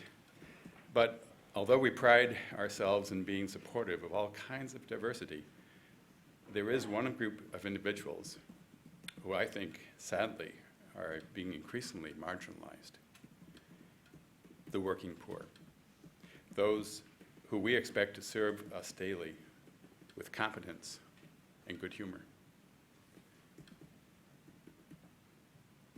With each new expensive downtown high-rise and these projects that we're talking about tonight, like the cottages. I think it's the case that we're actively encouraging folks to move towards Ann Arbor who have means, and we're quietly exiting those with meager means. And I believe it falls to the Planning Commission to do something about that injustice. Therefore, I urge you to consider more affordable housing in your plan for places like cottages at Barton Green. I understand that if you make this difficult decision, which is likely going to be unpopular, both the developer and the Ann Arbor City lose financially. The developer loses in having rents be lower, or the houses themselves not bringing in what they might be able to bring in, and the city, of course, loses in property taxes. But history does inform us that courage is often needed when those who take a stand are going to take a stand against injustice. Thank you in advance for doing what is good for our community and for not being part of silently dismissing those marginalized friends of ours in our midst. Thank you.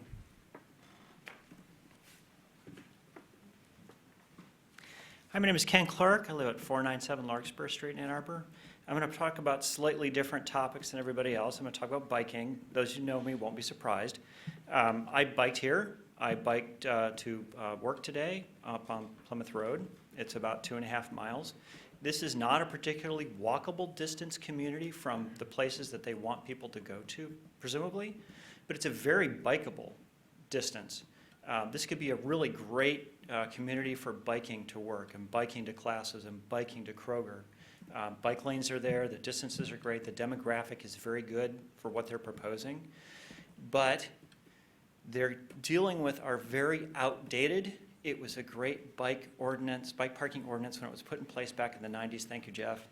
I was on the bike committee when it was put in place. It was great at the time. It's very outdated now. Class A bike parking is not as valuable as we thought it was. It doesn't get as used as much as we thought it would. Class C parking is really only appropriate for businesses and retail. It doesn't make sense for longer term parking.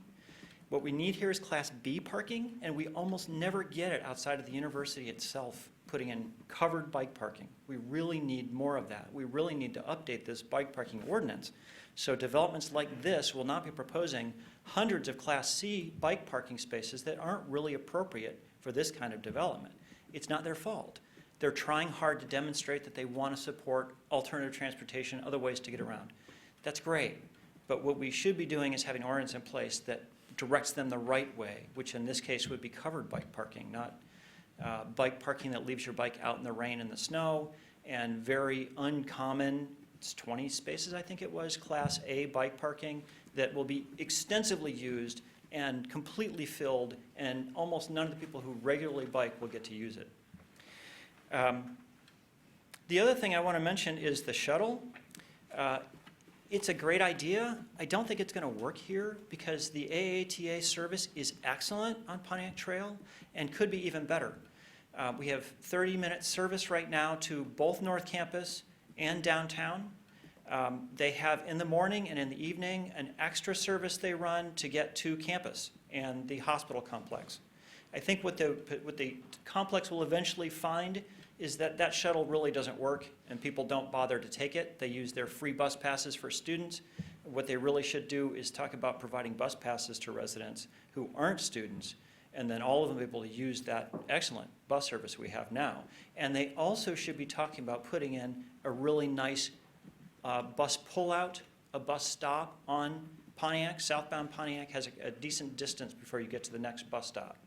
Northbound is fairly close. But it would be great if that's what they were talking about proposing here. Probably at the north end would be the best place to do that. But thank you. Thank you.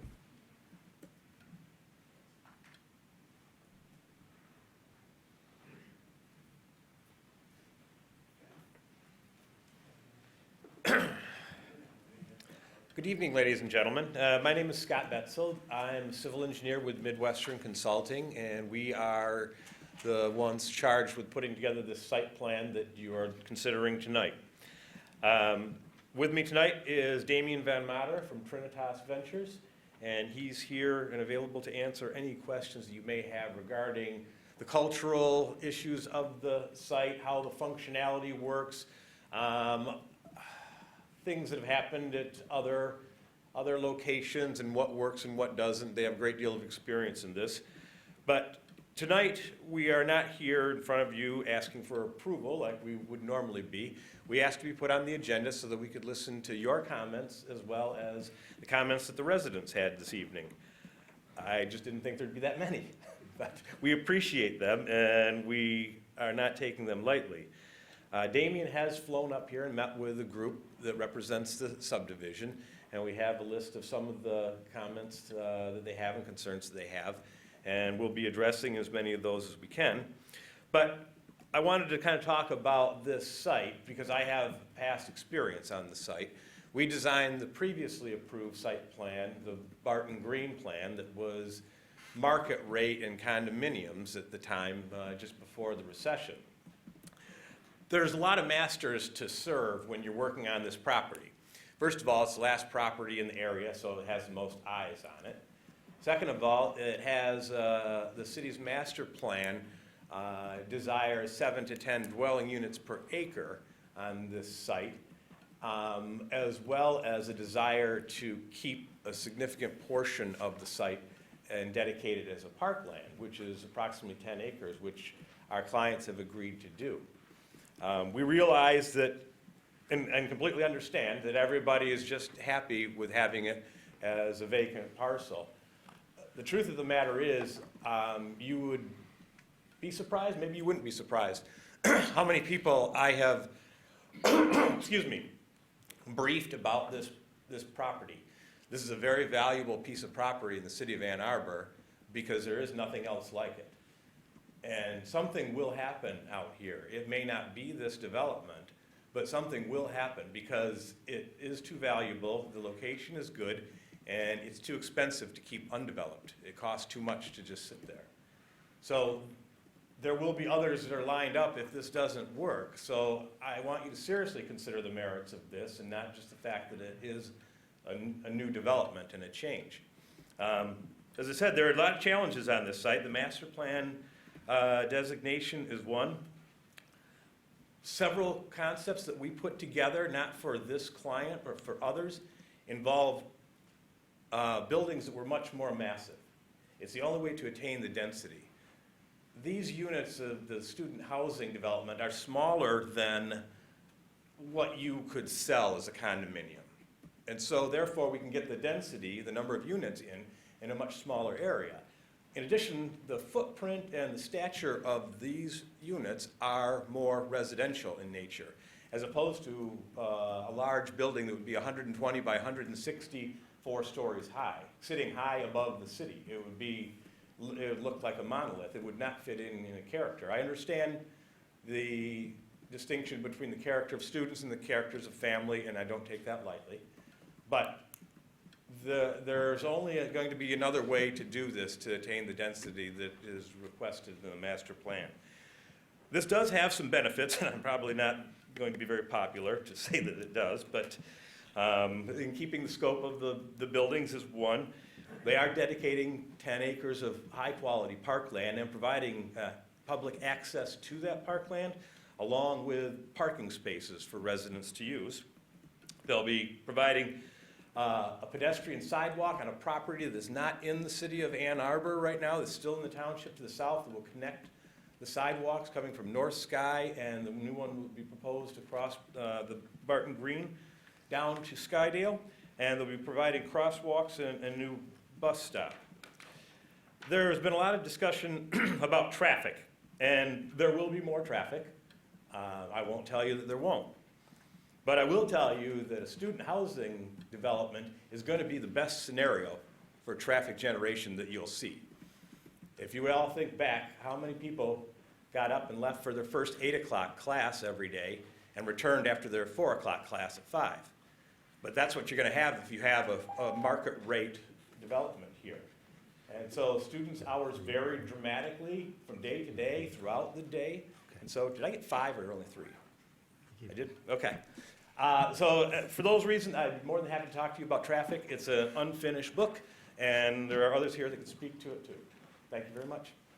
Thank you.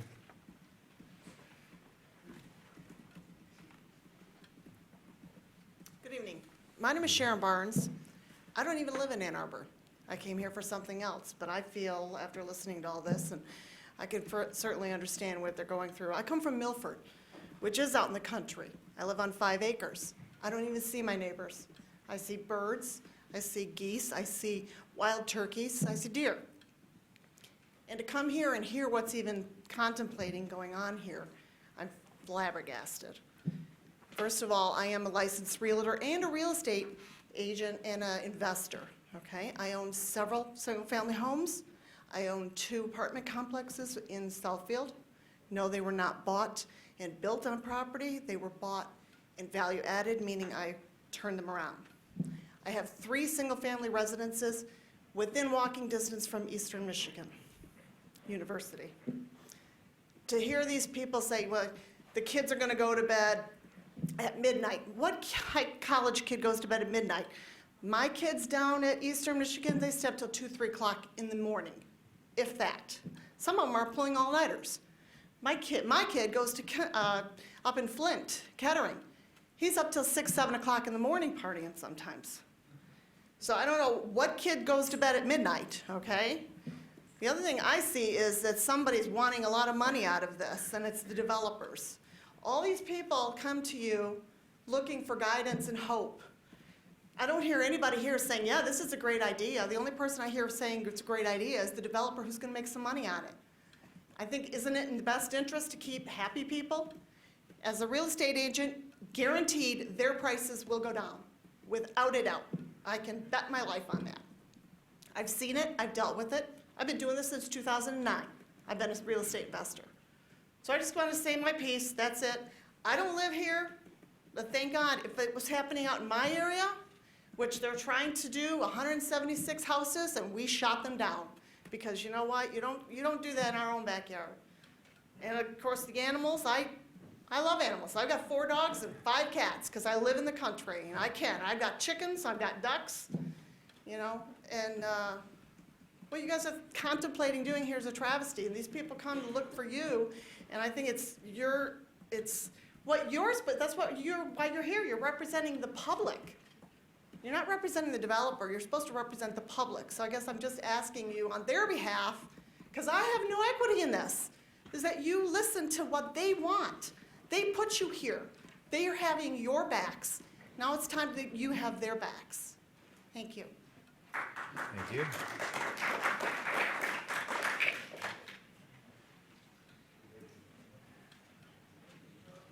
Hi, still awake? My name is Mary Ann Bach. I live at 619 Skydale. And I have a unique perspective because my house is the first house on Skydale. So everybody that lives in the neighborhood comes past my house every day, several times a day. I can also look at Pontiac Trail. And I've lived in my house since 1994. And I've watched the traffic grow and grow and grow. So when the traffic study for this particular project came out, I decided to do my own traffic study, and I set up a chair on my front lawn, and I counted cars for 2 hours in the morning and for 2 hours in the evening. And I was kind of surprised when my estimates came out to be quite a bit higher than the estimates that were achieved in the, or given in the traffic study. And I did it again when they came out higher. I wasn't going to do it a 3rd time because I think people were starting to stare at me. But what struck me as I started going through the traffic studies is the numbers of inconsistencies I was finding. And there was a lot of things in there that just didn't quite seem right. And a lot of you are, hearing about all the traffic situations. But if you look at the traffic studies as they are, and I have to say I question them. I really believe that there is a need to have an independent traffic study done of this area. Because we can't go back after we say it's okay, and kids are killed and there's multiple traffic accidents. You can't say, okay, development, close down, put up single-family homes instead. This is the time we got to make a decision. And, but if you look at the traffic study as it is, it already puts every single area that's affected and listed on that traffic study in unstable condition, a D rating. And, you know, I really think that for something that's this close to the line, and this many people have objected to, really needs a little bit of a closer look. And, you know, I heard something here earlier. Someone said, well, everyone wants to keep it wide open, but that's not going to happen. I'm not hearing that. I'm hearing alternative suggestions for things that might be better. You know, it's funny. My dad is a retired mechanical engineer, and he worked on the U of M on a lot of the buildings that were built in the 50s and 60s.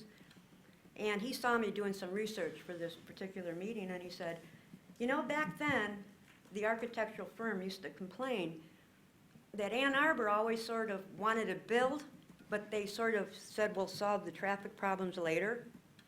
And he said, I kind of hope that it changed a little bit. And I said, well, I think it has, and I think we have a good planning commission, but I just really hope they do their homework. Since they don't live there, they have to listen to us. I hope you'll listen to us. Thank you.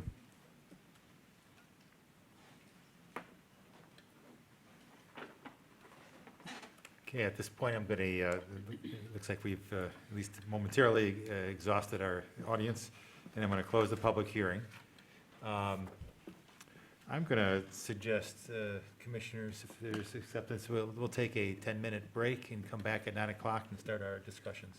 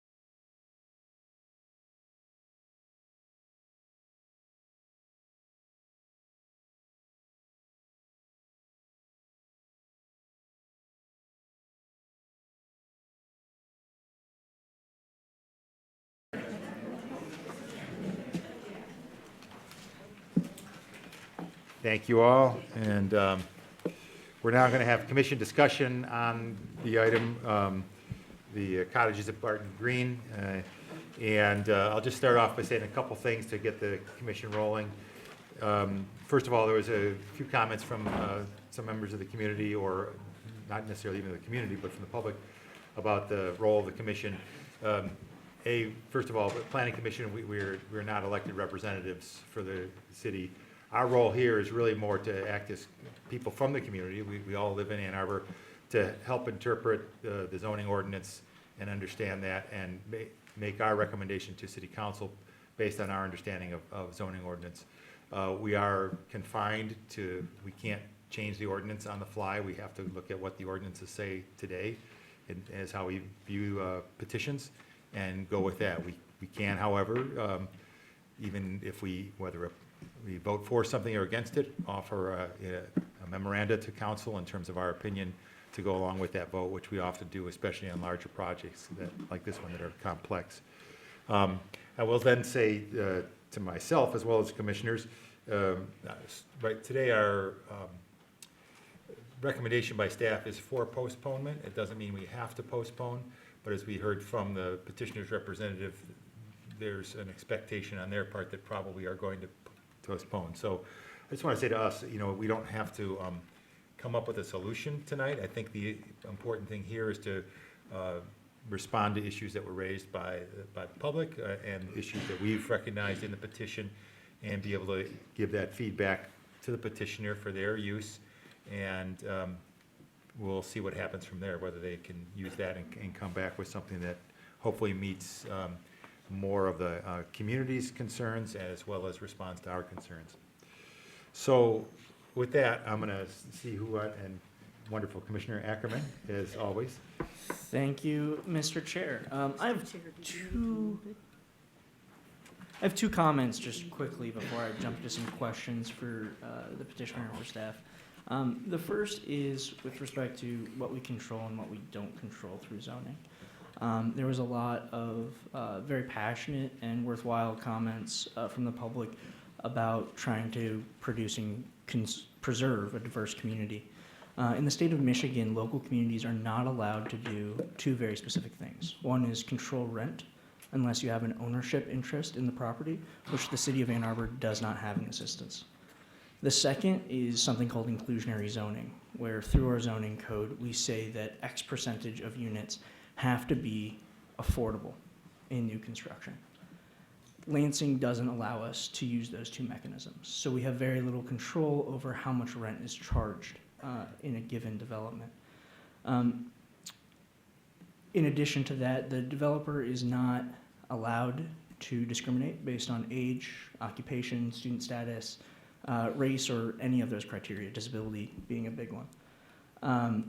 That's not to say that they can't target their marketing to a specific population, and that's something that we need to ask around, and that's something that you can continue to advocate about.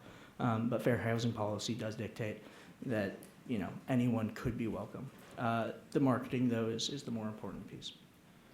And then finally, with respect to crime and public safety, it's important to note that so I am on city council, and I represent the 3rd Ward, the southeast side of town, and I represent one of the largest student neighborhoods in the city, along with many others. And you're absolutely right that students are, there's a high number of alcohol and noise-related complaints that come to the city. When it comes to the things that are scary in terms of public safety, things like breaking and entering, stealing cars, armed robbery, the students are almost always the victims, and that's because they're easy targets. So I don't want you to think that an influx of any age population is going to lead to a higher crime rate. They are easy targets because they're walking home. They're easy targets because everyone knows when they're going on vacation, because it's publicly posted. And younger people forget to lock their things more often than not. So those are the two things I wanted to talk about, to try to set a tone and try to set some expectations about what it is we can enforce and cannot enforce. And then I'd kind of like to move into the concept of the development as a whole, and I'd love to ask the petitioner a little bit about the business model because I'm a bit confused by it. This doesn't seem like a natural or intuitive place to put student housing. So I'd love to hear a little bit about why you found this property and why you decided this market. And while you're coming up here, it was drawn to my attention that after the break, in my excitement to get going, I forgot to read the motion. I'll let So if you can just wait for 1 second, I need to do this official piece of business. You can stay there. So there are actually 2 motions on this that I will read and look for the commissioners to move so that we can start this discussion officially. The first one is, reads the Ann Arbor City Planning Commission hereby recommends that the mayor and city council approve the cottages at Barton Green site plan and development agreement. And the second motion reads, the Ann Arbor City Planning Commission hereby recommends that the mayor and city council approve the cottages at Barton Green wetland use permit to allow filling and mitigation of 2,200 square feet of wetland and on-site mitigation. Can I have Commissioners, Commissioner Mills and seconded by Commissioner Gibb Randall? Thank you for accommodating my step there. So that, please. Sure. you can Thank you. respond. Damian Van Meter representing Trinitas Ventures. And quickly, if I could just clarify, the typology of this housing isn't shocking to me, right? I think this market does need, more townhouses and more duplexes. And they speak to a family market. They speak to, a workforce market. I'm just interested why this typology in this location going for something that isn't necessarily the first market that anyone would suspect or probably be most stable. Sure. We recognized a lot of opportunities here. As the picture you're looking at was a project that we've recently completed in Oxford, Ohio. It has a lot of similarities, not only from the site plan, but from the location. What we found successful about this, I think, kind of plays to what a lot of the people stood up and spoke about tonight was in relation to who's going to be living here. And this particular product does appeal a lot more to the upperclassmen, to the grad students, and even business professionals. We've got a couple programs where we've marketed to companies like Eli Lilly, John Deere, bigger corporations. I know there's a medical plaza close by here, so something like that could play in well to this area, I think. So what I'm hearing is that you're not going to be marketing explicitly to students. This isn't going to be. Correct. That's correct. Yeah, I've actually got a couple examples of other marketing material that we've done based exactly on what I just said with the Eli Lillys and the John Deeres. I think that would be valuable for people to see. And then kind of because this leads into who these units become accessible to, you're averaging about 3 bedrooms per unit. Can you give us a breakdown of bedrooms per unit, like how many of each scale? So how many 1 bedrooms, how many 2 bedrooms? Yes. Scott, do you have those numbers? I'm sorry, I don't have the full unit mix with me. It was on the sheet. It's on the plans that we provided.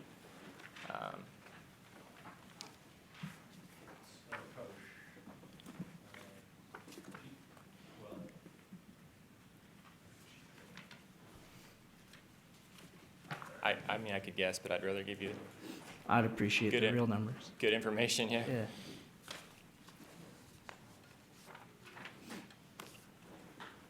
So while they're doing that, I wonder if you could, a follow-up query on, in the Oxford, Ohio, you said you didn't market specifically to students. What percentage of that development is occupied by students? What percent is occupied by students? Yes. I don't have that exact number, but I could definitely get that for you. Okay, yeah, maybe when you come back, you can share more of that with us. Yeah, I mean, if there is a postponement, that information would be valuable. Commissioner, what was your question now? Can you give me the breakdown Number of of units by units bedroom? per Unit mix. height? Yes. Yeah. Okay. There are 3 units that are single, just single units. There are 38 units that are 3-bedroom duplexes. There are 30 units that are 5-bedroom duplexes. There are 24 units that are 6-bedroom duplexes. There are 36 quads, which a quad would be a 4-bedroom, I'm guessing, right? Well, quad's 4 units together. 4 units together, okay. Right. It's kind of like a smaller version of a townhome. Okay. There are 30 townhome-style 1s, and there are 64 townhome-style 2s. Can you explain the difference between townhome 1 and 2? A townhome 2 has essentially, if you think of a sleeve, I don't know if you have the picture of the townhome up there, but there's 10 sleeves in one versus 6 sleeves in other, so you have a couple more sleeves of those units. Oh, it's just more units ganged together? Correct. Along the building? How many Correct. bedrooms Got per it. unit? 20, 20 versus 12 In the And- buildings. in the building. The whole Buildings, which are building. subdivided into, Correct. So you'll have you'll have a Wait, one sorry. bedroom. subdivided into how many units, so how many bedrooms per unit? And I'm asking because it plays into rent and what kind of demographic you're attracting. Yeah, absolutely. So if you think of a sleeve of one of the townhomes, there's a one bedroom with a two bedroom on top of it and a 4 next to it. So they're 3 levels. Got it. Does that make sense? The footprints, the architecture is complicated. It really is. Yeah. To get your arms around. In Oxford, Ohio, how far away is your development from Right- campus in the city center? Right around a mile. Right around a mile, and this is 2 miles from Central Campus, and how many from North Campus? Distance from North Campus to Do- here. Yeah, do you know? It's like- offhand? it's- Another 2 miles probably. Less than a mile or something. From North Campus? Another 2. I don't know. Okay. I don't mean to scare you away from your investment, just finding 5 people to live in one unit in this location seems, non-related people seems difficult. Or even 6 for that matter.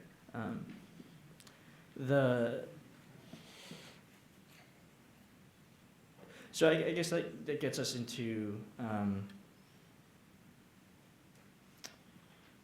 the parking question, and you've got about 2.5 spaces per apartment and about 0.8 spaces per bedroom. Can you explain a little bit how you landed on this? It seems like a lot Sure. of parking. Sure, there's kind of that happy mix, right? It goes back to what some of the individuals were speaking about earlier. You don't want to see a parking. You also don't want to have too little parking that people are looking for spots to park. So what's the exact right number? It's more of an art than a science, I think, on some levels. So we are more than willing to reevaluate the parking. I know a lot of these smarter people with engineering degrees are doing some traffic studies, and if we come up that more parking is needed, we can look at doing the parking. But again, we're trying to limit the impervious area on some level. So what's Yeah. that magic number? No, I don't. I think that you'll find that this body likes less parking than more parking. Okay.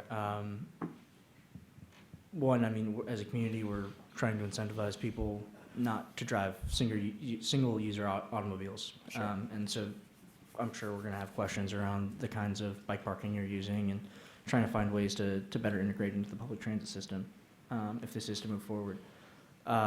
So I guess, will that parking be à la carte as an option, or is it going to be included with the price of your rent? Will it be all? la Yes. carte? Yes. Okay. Yeah. So can you give us a sense of, for, Did your I 6 answer your question? I'm sorry. It's included with the rent. It's included with the rent? Yes, Okay, correct, so it's yeah. not a separate charge. Okay. So with that parking included and rolling that up into your development cost, what is your price per bedroom or price per unit for, let's go with your 6-bedroom? So let me give you the range. On the low end, you're going to be at $400 per bedroom. On the high end, you're probably in the $850 range. Okay, and the 850 range would be for a 1-bedroom? Yes.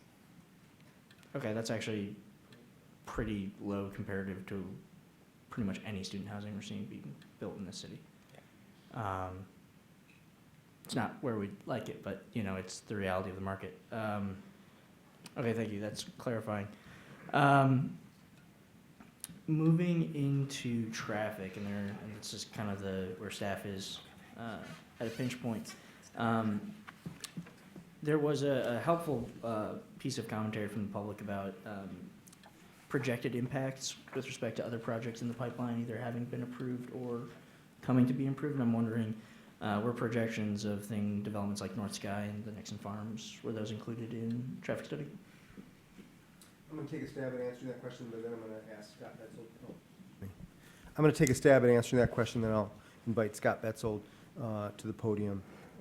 We also have Nick Nasita from HRC who can also help us with transportation questions. It's my understanding that when Midwestern Consulting did the traffic study for this project, they did include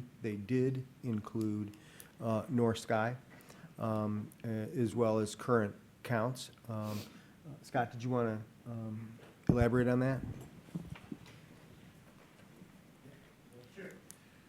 I will, first of all, tell you that I'm not a traffic engineer and did not do the traffic study. There was other staff that did it, and it is it's a work in progress.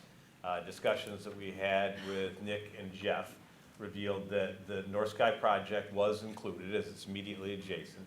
The Nixon properties were not included directly as they are, I'm assuming, just from what I hear, that they are far enough away that their effects are not a direct impact on this development.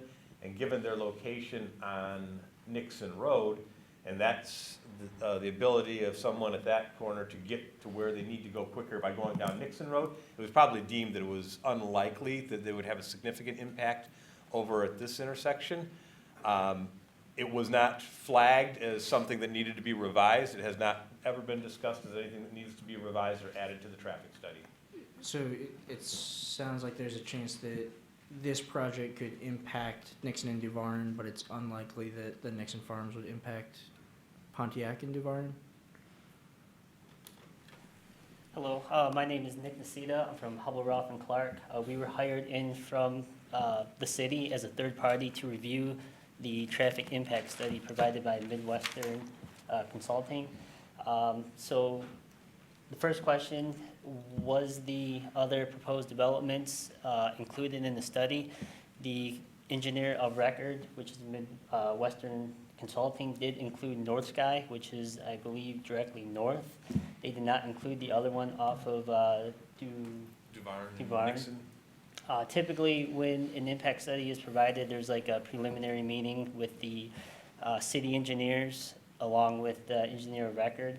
So that development must not have been mentioned in that meeting. Typically, the city engineer tells the developer which developments they want to include, which they did include North Sky, but the that preliminary meeting, if they had one, they must have not have mentioned the other development off of DuVarn. Thanks. Okay, thank you. One of the specific recommendations, or at least items yet to be finalized, is center left turn lane on Pontiac Trail, and I'm wondering, how do we accomplish that without eliminating bike lanes within the right-of-way? I'm going to take a stab and then I'm going to let Scott correct me. First, I'm going to turn my microphone on. We are asking the petitioner to widen Pontiac Trail, meaning move curbs wider so that we can accommodate a center left that can provide safe access to Barton Green as well as North Sky, and then allow bike lanes on both sides. Got it. Would that be accomplished by extending the right-of-way into private property, or does that already exist as The right-of-way? expanded right-of-way already exists Okay. through the recent Pontiac Trail project. Okay. Is there, is there opportunity to, partner with the AAATA and find a way to pull the bus stop off of the road to, allow traffic to flow more freely, and also to provide a more comfortable and, incentivized onboarding? Off of the road to? Yeah, so pull in, so, curb cut into Oh, like a bump out? not a bump out, but a bump in. Yes. Like you would see, what's a good example? Across from Arborland. I'm not familiar with it, but Um, you want to get traffic out, you want to get the bus I want to out get the of bus traffic. out of traffic, Yeah. and I want to give, people a safe and inviting way to ride the bus. Right. I mean, I don't know why it wouldn't unless there's right-of-way constraints that are unachievable or natural features, but So it sounds like petitioner would be open to that conversation with staff during postponement? Yeah. Yes, sir. Okay. Awesome. And then the next one is, it also, staff report calls out specifically Pontiac Trail and DuVarn intersection improvements, and I'm wondering what those may look like. I'm going to let Scott take a hold of this, but let me just say that when the traffic impact study for this project, like other projects, is conducted, one of the things that they're looking for are issues of safety, but another is related issues of congestion. And so the two nearest substantial intersections happen to be at Pontiac Trail and DuVarn, and further downhill at the light. And so that's one of the things that we want to do with this postponement, is give Midwestern Consulting more time to work with our transportation folks to determine what kind of improvements would make the most sense. And we also would then determine what kind of contribution that we would like to ask the developer to make in order to make those improvements happen. Scott, did you want to follow up on that? There's really nothing more to elaborate on. You explained it quite clearly. We are in the process of evaluating, doing a warrant, it's called, modifications to the intersections at Pontiac and DuVarn and Barton and Traver. Okay. Part of the original study already contemplated what needed to happen at Pontiac Trail and Barton, which was a center left turn lane for Barton. Okay. So, So a little bit of a TBD. yes. Okay. Yep, yep. All right. Well, I look forward to that coming along. Moving on to the parkland, I don't think, a 10-acre park donation is anything to scoff at. Coming across valuable natural areas is something that's difficult to do, and turning it from private land to public land is even harder to do. I had a question specifically about, and also the fact that it connects, a development that is to be built soon in, an existing neighborhood. So 2 neighborhoods that are absolute and potentially a third, depending on how the rest of this process goes. That's also an added value to the community. In the staff report, it's referenced that the area you're committing to 3 years of helping turn it back into its natural state. What is its current state, and what is the fear of any changes to that state through construction? I can give, site- I'm go ahead. sorry, Scott. You wanna? I can give you a little bit of background to the project. A previous developer attempted to develop this site about a decade ago, and was in the process, and this is when the property was in the township, was in the process of clearing vegetation on the site, and they went so far to the west that they not only cleared a lot of the scrubby stuff on the eastern 2/3, but they got into the high-quality woodland and wooded areas, removing a lot of high-quality vegetation, trees up to about 15 inches in size, and a lot of the understory.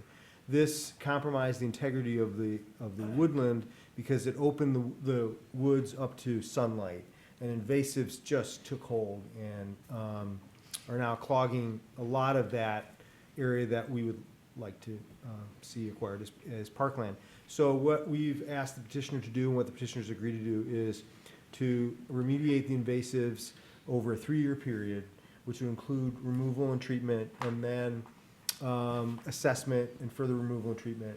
And so that our hope is that after the end of that 3 years, we'll have a wooded area that will be in much better shape than it is now. It will also include new plantings, new trees that the petitioner will provide, which will be native trees. And so our hope is that it'll jumpstart the park so that it's in much better shape than it is today, and that hopefully over the years it will develop characteristics that are similar to the characteristics that it had before a lot of those trees were cut. Okay, thank you. That's very helpful information. Moving to sanitary sewage, so we have, this was specifically called out by another member of the public, so I wanted to raise it, and we have very specific guidelines about how we, integrate our any new development into our below-the-ground infrastructure system, be it drinking water or wastewater. Would staff mind just very briefly, putting some people's minds at ease and explaining what that mitigation means and what these 242 gallons per minute mean? Yeah. I'm gonna. And I ask you I'm gonna give because my I shot, then I'm gonna can't. turn it over to the guy who actually knows what he's talking about. What we started doing, gosh, maybe 15 years ago here in the city of Ann Arbor, is asking developers to mitigate the impact of more effluent onto the system. And the way that we have been asking people to do this over the last 15 years is to pay for the disconnects of footing drains into the sanitary system. What that means is we're asking developers to pay maybe up to $2,500 per unit to try to get fresh rainwater out of the sanitary system. That worked quite well for 15 years, and now we're at a point where we're asking for, or we're providing opportunities for the developer to pay a fee that would help offset impacts elsewhere in the system. Scott, do you want to elaborate on that? Yeah, part of the reason that we went from the footing drain strictly and solely disconnect program was we ran out of footing drains, essentially. They were becoming impossible to get. It was a great idea and it did a lot of good because there's no reason that perfectly clean groundwater should be going into the sanitary sewer and through the wastewater treatment plant. Right now, what we're doing is redirecting those resources to a capital fund that the city can then utilize to then lump together, because there's many other ways that water gets into the sanitary sewer. Through old sewer pipes that have leaky joints, they sometimes work as good as a farm tile as they do as a sewage conveyance tube. So the city can pool these resources together and do something with multiple contributions that a single developer could not do alone. So in the end, it's still the same thing. You're removing what you put in. So it's a zero net sum game at the wastewater treatment plant, essentially. And by doing that and by diverting stormwater and, for all intents and purposes, clean water out of the sewage system, you're preserving capacity within the sewage system. Correct. For sewage. Yep. Thanks. And then it'd be a great way to talk about stormwater. If people have specific questions, I'll let them ask. I have a strong feeling someone will at some point. It seems to be a favorite topic here at Planning Commission. I think that's exhausted my immediate round of questions. Also, something that came up, can you remind me of your name? I'm sorry. That's okay. Damien. Damien, thank Yes. you. Looking at your portfolio, it's impressive, and there are a lot of very urban developments, and I'm glad that if anything, you're presenting something more in keeping with the scale of surrounding areas. When looking at your portfolio, past projects, does that mean you sold them? If it says past projects, yes, that's correct. You're looking at the website. I'm Yeah. guessing. Yeah. It seems as though you've sold the majority of your projects? There was recently a portfolio sale that we had. Okay. That might be reflecting the past projects on there. Got it. Do you anticipate flipping this one? We don't. We have a long-term property management company. Okay. And we utilize that property management company on every single project. That happened to be a great opportunity for us. Okay. Thank you. Okay. Any other commissioner questions? Did Commissioner Ackerman ask them all? Commissioner Gibrandl? So since you set us up for the stormwater dialogue, could you please first, just thank you, give us an overview of how it's working? It's a little confusing because the site plan's broken up into different pieces. We also did not receive a grading plan, so all we see are the vegetation plans. So it's really difficult to know how things are flowing. We don't have a utility plan or anything like that in front of us. So if you could just give us a lay of the land and how things are flowing through, because when I just looked this up on my phone, on the, the county website that shows all the topography, there's a massive swale going through the middle of this property, which does not surprise me that people are having water issues downstream. And the neighborhood to the south has houses right in the middle of that swale too. So, we've not quite learned our lesson about how to develop land around these landforms, but I'm just wondering how you are accommodating it, because I'm not seeing the layout of this project necessarily respond to that topography, but I don't have a grading plan in front of me either. So if you could talk about stormwater, but also talk about how you plan on handling the fact that this is a major drainage zone for this area. how you are handling flow-through as well as the generation of your own stormwater. I can. The site has radical topography. There's 70 feet of fall from North Sky down to Skydale, essentially. And there's 70 feet of fall from, there's a ridge that basically is St. Regis Way.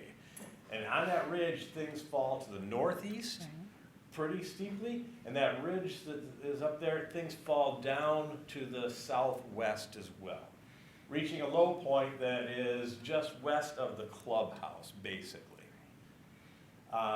So we are also, in addition, North Sky drains, not entirely, but probably 2/3 of the North Sky site is draining onto this site. So we are picking up their detained stormwater. So it is already gone through their detention. It is metered discharge at a rate no greater than the undeveloped runoff allows.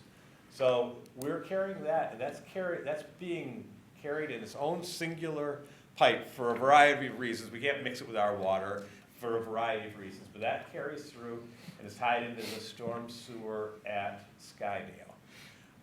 Our water is brought into any of the 3 detention ponds that are on site.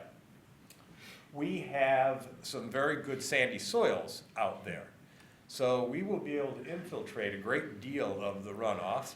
The rest will be treated through a multi-stage discharge structure and released at a rate no greater than the existing undeveloped rate of discharge.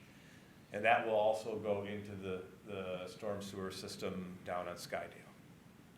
We've just today received approval from the Washtenaw County Water Resources Commissioner for the design. So could you explain a little bit more about the topography and how the clubhouse is kind of at the bottom of the site and how you plan on, The clubhouse is in the only flat spot of the site, is really what it is. That's Uh-huh. about the only spot that doesn't have 10 feet of fall across the footprint of Got it. the building and the patio itself. We had it in one location at first and on an early version, and we realized that was going to entail like having a 12-foot drop off on one side and a 6-foot back cut on the other side to level out a pad that big. So we moved it down to that particular area down there. And the water is intercepted, obviously it doesn't flow unchecked to the Right, sure. doors of the clubhouse right now. Through curbs and storm sewers, it's all picked up on its way down there. So that's kind of logic behind the positioning of that. And obviously the ponds are down at the bottom because it flattens out there and we can't store water on the side of a hill. right, So okay. Alrighty, I think that answers it. Other commissioners? So I have some questions about how this new neighborhood integrates with the surrounding neighborhood. If you could talk a little bit more about, you discussed what the units look like. Some of the residents who spoke talked about these, that they're going to be rented out. You're going to rent them out by the bedroom. I just wanted to confirm that That's correct. that's true. And what's your experience with other developments and other communities in terms of longevity of your tenants? Kind of what, can you talk a little bit about that? Sure, I think it definitely depends on the tenant. If it ends up being a student, I mean, that's kind of the cycle of what a student goes through. They're there for a year, 2 years, 3 years. If you're speaking specifically about students, we do have longer-term tenants that are young business professionals that have stayed in for multiple years. As far as the product type, we originally actually had more of what we're calling the cottages versus the townhomes. And in order to try to achieve some of that density between the 7 and 10 units that we talked about earlier, we actually integrated some townhomes, and I think Jeff might have mentioned that actually. We're not opposed to utilizing a larger mix of the cottage-type product, but again, it was going back to that density. So the look of the development certainly seems to be somewhat respectful of the surrounding neighborhoods, but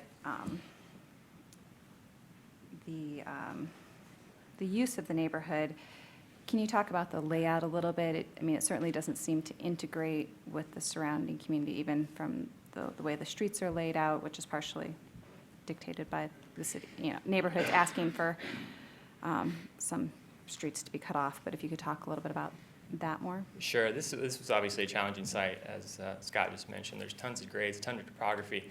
So you almost start with the low points and work backwards from that. And then obviously we are dedicating the 10 acres of park to the west. So you have the detention areas, you have the flat spots, you have the park, and then so everything else kind of migrates to this northeast corner. And that's really where you start to evolve the layouts. And that's what most of our discussions have been on with staff over the past several months. So we've been through several versions of this, and this is kind of where it's evolved to. I might have some more questions later. Well, actually, I guess I do have a couple of questions. There were some questions or requests made about the location of parkland, something being centrally located, providing sort of potentially trying to attract a more diverse set of diversity within the neighborhood by more housing choice like you've done in some other developments. Can you talk about why this particular development plan was laid out the way it is and why you haven't picked up on those neighborhood recommendations yet? Sure, and I actually think that we have on some level. So we had a 32-acre piece of land essentially. That's down to what, 24, I think, developed now? 22. With the park. So essentially you have a huge park already created. So that's a huge piece of the land. So then we have things like volleyball, basketball. We actually are showing a playground on the current plan. To open it up anymore, I think we're exceeding the open space requirements by like 10%. So if it's just a need, I guess I'd want to know the specific recommendations of staff, what beyond what we've already done. In terms of sort of housing choice and in terms of providing sort of more diversity of housing that would truly attract a more diverse population to your neighborhood, why is that not being considered? Are you referring, again, I would be more than happy to have the cottages versus townhomes, or are you talking about even a step further, like a type of more of a single? Well, in terms of, not renting out simply by the bedroom, but actually providing homes that would be attracting long-term residents? Yeah, absolutely. So I mentioned earlier that the target is to rent out by the bedrooms. We have an arsenal of strategic leases that we've signed with tenants that have wanted different arrangements, and we've been able to accommodate that. So our kind of baseline, if you will, is by the bedroom, but we do what works and what makes sense for lots of different tenants.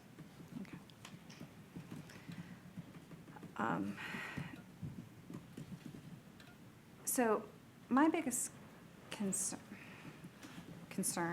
about this project is, there's a lot of good things that have been noted in terms of the layout, the parkland, somewhat the design. But fundamentally, this development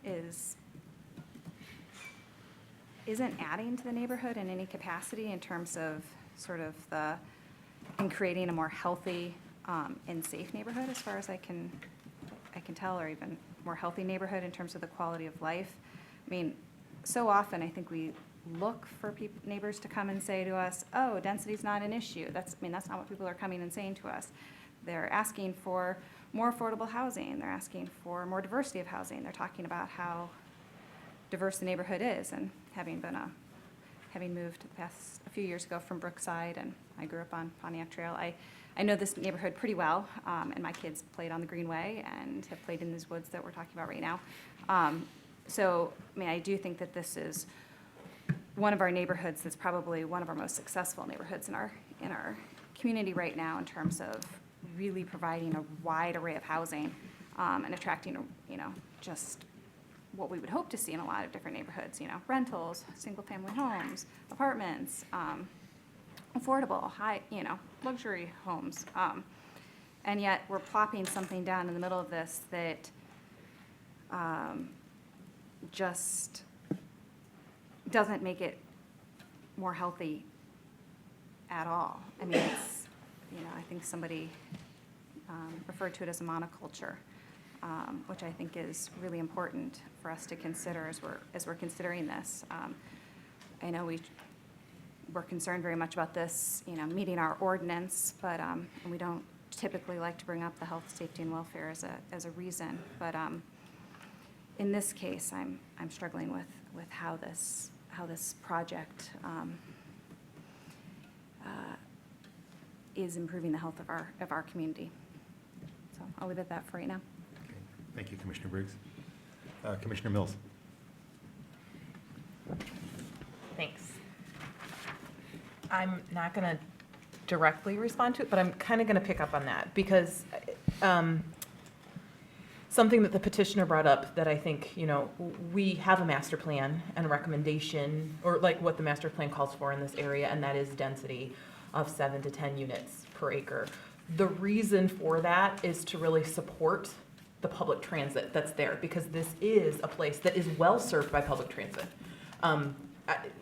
There is a good bus line there, and the more people you have, the more that attracts additional transit, the more people ought not to need to drive.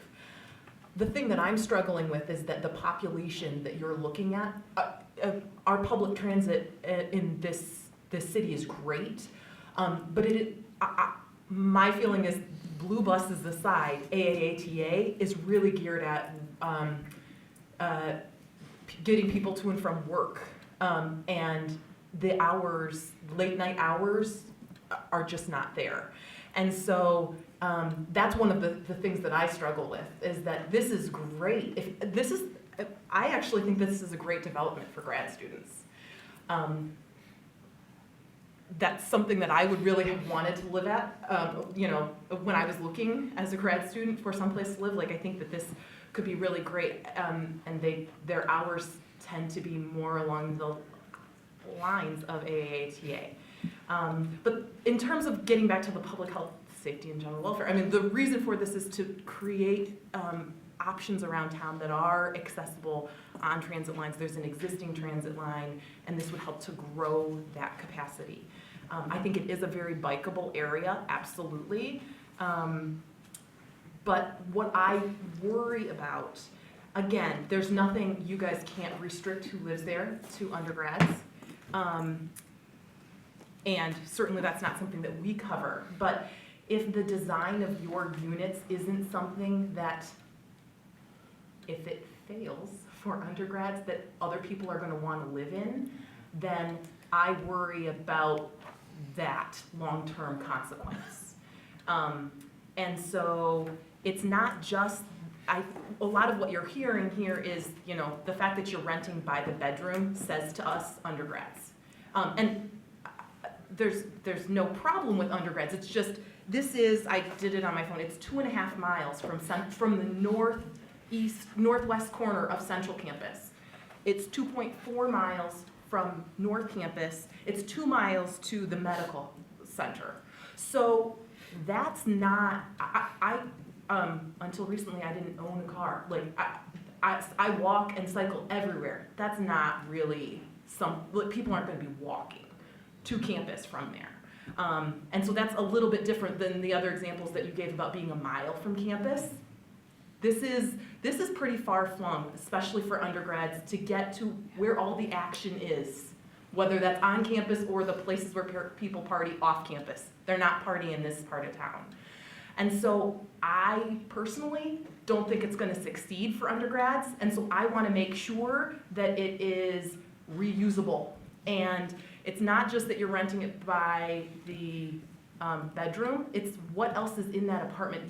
One of the things that you mentioned is that because you're gearing it towards this population, the units tend to be smaller. Well, does that then mean that you're not going to have young families that are able to go in there because you don't actually have a living room that is functional? That you don't have a kid? Yes, I'm sure they have living rooms, but knowing more about what these spaces look like and whether this is someplace that other people are going to want to live, because I'm not in your business. So I'm just telling you, I can't see a whole bunch of undergrads living there, and so I think we're going to have to plan for reuse, personally. So that's something that that's my big concern on this. I support the density. I support that scale-wise, you are trying to keep it in the same scale as what's around. I get that, like, to get the density that we're calling for, the other options are much blockier and much more massive. And so I really appreciate the mix of townhomes and duplexes, and I would love it if there were some small, single-family homes on small lots kind of thing mixed in here. What I will say to the, neighbors is that density, like, this might solve the kind of drivers that you have around there, but it's not gonna necessarily, it's still calling for the same number of units. And so traffic issues aren't gonna, it's different issues related to traffic. And certainly if you have people who are able to work from home, you might not have the same kind of issues, but I'm not gonna say that, our density isn't gonna solve traffic. It's gonna have similar impact on wildlife. It's gonna have similar impact on stormwater, so it's not gonna solve everything. But it would solve planning for what this is beyond undergrads, would help solve the sense that this is a more, a community that's more vested in what's going on there. And even, grad students are there for longer periods of time, postdocs, grad students turn into postdocs, as I can attest to. And so that's one of my big concerns on this. I will echo the bus pullout. I think because the reason for the density is so that people use the transit, you need to be planning for that. And having a discussion with AATA about whether or not having a bus pullout is possible and useful to them is important. I would also say that you need more rational bike parking. I love that there's bike parking, and I think that's great. When I saw your pictures, and thanks for having it up on this one, I was thinking, like, really, those bike hoops should be under the porches. Like, they're covered, right? Like, that's where I don't want to park my bike, a couple yards down. I want to park it under my porch. If you want the people who live there, you still need visitor parking for bikes, but if you want the people who live there to park it, you need to give them options that are by their front or back door.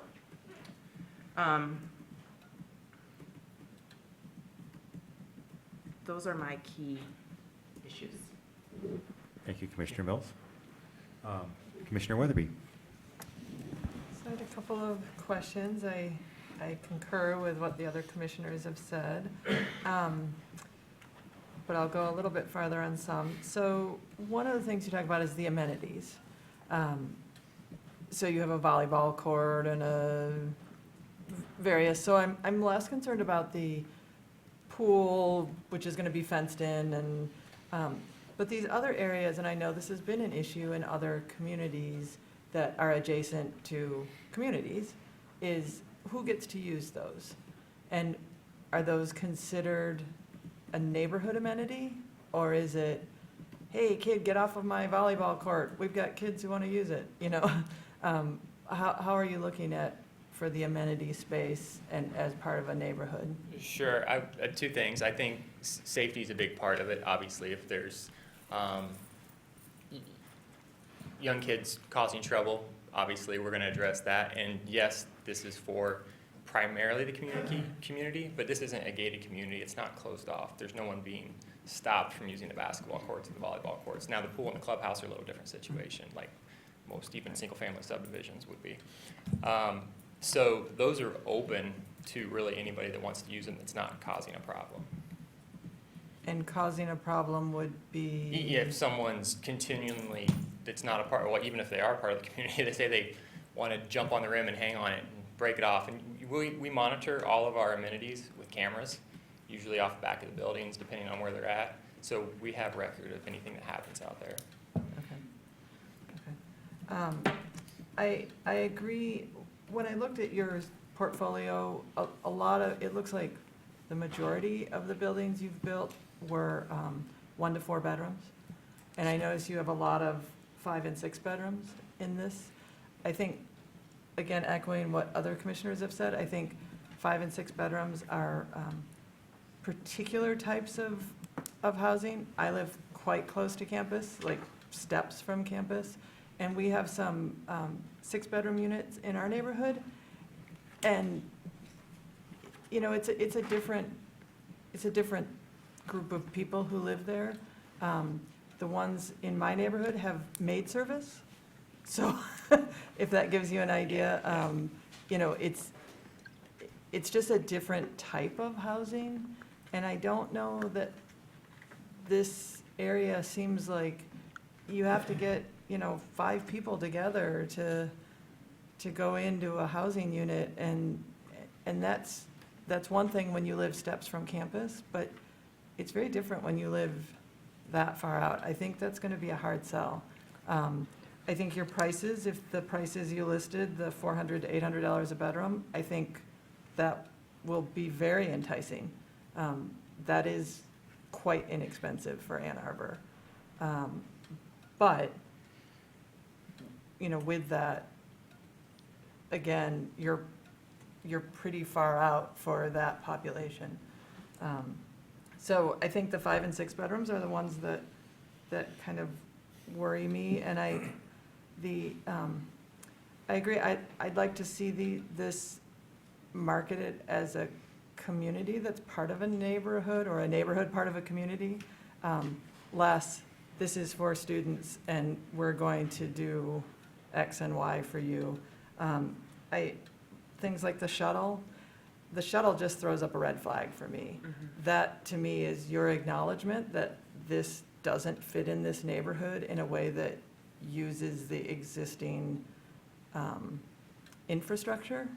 And I think that, to me, if you can't use the existing infrastructure and you have to do some sort of one-off shuttle arrangement, I don't see that. That's not an amenity to me. That's a problem to me. You know, I think things like Zipcar might be an amenity. Maven, that might be an amenity, but a shuttle, not so much. Again, bus system is right there, and that's your neighborhood. You are in an existing neighborhood. So let's see. I would also like to give a shout out to the neighbors, because it is rare that we see people coming saying, I want accessible housing, I want affordable housing, I want density next to our house, and that, you know, yay, we like you. But, you know, that said, I don't want to take this neighborhood that's advocating for that and say, yeah, well, we're not gonna give you any of that. I think that's hard for us as a commission to, when you get a group of people who really wants the kind of housing that the community, that we advocate for, and then to not have that be proposed is difficult.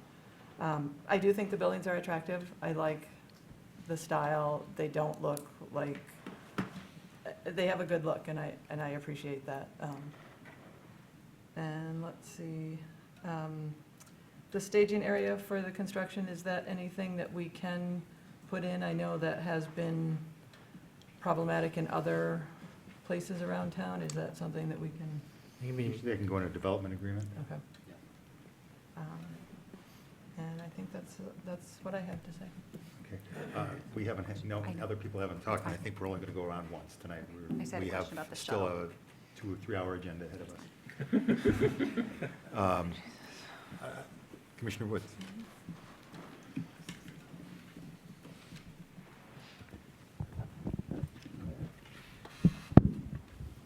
I want to join the other commissioners in thanking everyone from the public who came out to talk to us. And certainly we did hear you, and I think many of us were jotting down notes. And so a couple of things that I would like to see. I'm assuming that this is probably going to be postponed this evening. So for the traffic study, I would like to see the area actually include the Nixon-DeVaron area, because as I looked at comments from the public meeting which were held, I think there was a question, and let me tell you what number it is. Number 10, And one of the neighbors apparently asked about the Nixon Road and DeVarn Road intersection and whether or not that would be a part of the study. So I think the expectation of the citizens at that meeting were that they would have that input into the traffic study. So I think that's really important because there seems to be a lot of questions about the traffic. Another item that I would like to see when this comes back to us is, would be helpful for me as you talked about the grading and what the land is like and the drop-offs and things like that. Can you at all provide us some pictures of that and even with your renderings, how because the renderings show. Like a section, Sections? you know, through the site. Yeah, Site through the section, yeah. site. Because the renderings appear to be just flat, straight streets going through. And it's not going to look like that from what I've heard. The other thing I'd like to hear from the petitioner is, you indicated that you wanted to come to us this evening because you wanted to hear our comments as well as those of the public. And so you certainly have heard a lot from the public. So I want to put this back in your lap and ask you how do you propose to solve many of the issues that you've heard this evening? In other words, particularly around the sense of community, which many are indicating would be different if you are plopping down a predominantly student development in the middle of a residential neighborhood. So what kinds of solutions can you propose based upon your experiences? I mean, give us a sense of your experience, because it sounds as if you've done this before. Sure, and I have 4 or 5 notes here that are kind of all-encompassing global comments that I heard reoccurring. I guess really as far as it relates to different product types and what types of buildings are put throughout here, it kind of goes back to the density question. And I heard a couple different things. So I would want to generate some feedback maybe from staff or from Plan Commission as to what that goal is, because I always thought the goal was the 7 to 10. If there's some flexibility there, I think that opens up some flexibility for us to do a few different things. If not, it becomes, like I mentioned before, we replace some duplexes with townhomes to increase that density a little bit. So I think some of those things can help create that community feel. I can let Scott talk to traffic a little bit better than I probably can. Noise, I know, was a concern. We've started to do a lot of things we've talked about. We've actually hired Soundscape Engineering, who's a sound consultant. It's the first time we've ever done this. We have a whole report I'm happy to share with staff as well that demonstrates if you build an 8-foot block wall, it blocks X amount of sound transmission. Some other things we've talked about, I've talked with Scott about building a berm along the south side to help noise reduction, to help with just general line of sight. There was earlier with the neighbors, there was talks about putting a fence up, but we didn't want to close everything off and make it feel like it was, 2 separate communities. So what's a good way to integrate that with landscape buffers and berms? That also helps with the sound. So that's some things that we're still looking at as part of the site plan. So I guess traffic, Well, the traffic study is currently in review and revision, so I mean, that's a work in progress, as I said. We heard a lot of comments here tonight, and I can't really tell you, I mean, I have to sit down with the comments and look at the repercussions and what one thing has an effect on another. I really can't tell you. I haven't made up my mind about anything right now. We have to, as we always do, we leave these meetings with a list of things to evaluate, and then we take some thoughtful time to do it. I haven't had that time yet this evening, so. Okay, I appreciate that.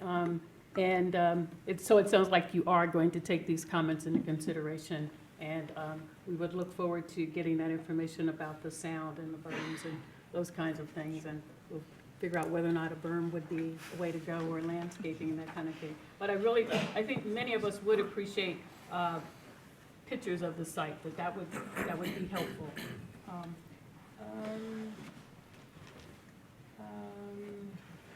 I also just wanted to say, in terms of the wildlife, I can certainly appreciate that many of us are concerned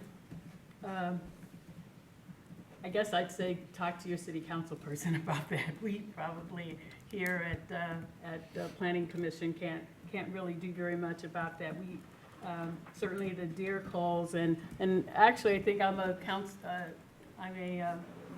commissioner who was probably here 10 years ago or whatever, when there was a different development that was proposed here. And so I think the big thing also, though, is really for us to continue this communication and to make sure that we're listening to each other. It's rare for a development to really be embraced by the residents that already are there. And so our job is to make sure that it's meeting the zoning, as our chairman said earlier, and also that we do take into consideration whether or not it's actually going to be built and what the market is saying, and really to make sure that the community that has to live there is able to embrace the incoming residents. Thank you, Commissioner Woods. I'm going to have a couple of, my other commissioner comments, I certainly agree with. Commissioner Trudeau, do you want to go first, and I'll? It's up to you. Either order works for me. I'll finish up, and then you can. So I certainly agree with a lot of what the commissioners have said, and certainly a number of the residents. I want to mention a couple things that maybe fill in some of the blanks. You mentioned a second ago in response about direction on density. I actually didn't hear anyone say they want less density. What I might have heard a little bit is that density is number of units per acre, but maybe the number of bedrooms per acre is too high, not the number of units. And in that regard, I personally think that reducing the number of 5- and 6-bedroom units and getting a balance of ones that are what might be more adaptable to different populations, whether this is successful or not, I think would be better. Certainly, if you're renting these out per bedroom, that's a student housing market, or maybe just out of school market. I don't know of any families or young couples that are renting on a bedroom by bedroom basis. Maybe I'm out of touch because I own a house now, but that certainly calls to me to the way my daughter rented her place. So you are, in my mind, renting and targeting a student market. That's not evil, but I think that if you can modify the unit mix such that it is more adaptable, and maybe there's the opportunity or the opportunity to mix in some that are unit rentals, that you're renting 2-bedroom apartments as opposed to by the bedroom in with those somewhere. A couple things I'll mention in terms of the traffic study. I didn't hear any mention about the Lower Town development. Certainly, this project and the Lower Town development are going to have an impact on traffic going over the bridge. I think that has to get looked at as part of the traffic study. And then lastly, on the parking, you're providing well in excess of what the minimum requirements for parking are. We typically ask most developers to provide the minimum, and oftentimes we'll ask them to go back and defer parking. I think with some suggestions that I heard from a couple people tonight about providing better bike parking and better access to public transit, that you could offer less parking, and coupled with some protections that parking didn't end up in the adjacent neighborhoods, this could be a much more community-friendly environment. One of the things that would get this, even if it turned out to be 90% students, that would get them more integrated with the neighborhood, is if they're out taking the bus or walking or taking their bikes, as opposed to just jumping in their BMWs and driving to the other parking spot that they have and then back to their units.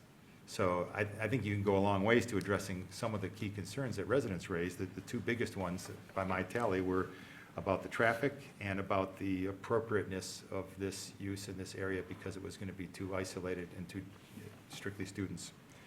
So those are my quick comments. Commissioner Trudeau. I will try to keep it brief. I largely agree with what's been said around this table, so I'll try not to reiterate too much. I mean, when I looked at this, the form is great, the density is great. I mean, I have some quibbles, but like overall I like it, but then the target market just doesn't feel right. It doesn't feel right, especially for undergraduate students. I think it would be great for graduate students. I think it would be great for young families. Like, I just moved back to Ann Arbor a couple of years ago, and our housing search was brutal, and this was one area of town we would have loved to be able to move to, and there was nothing for sale, there was nothing for rent when we were looking, or if it was, it went before we could see it.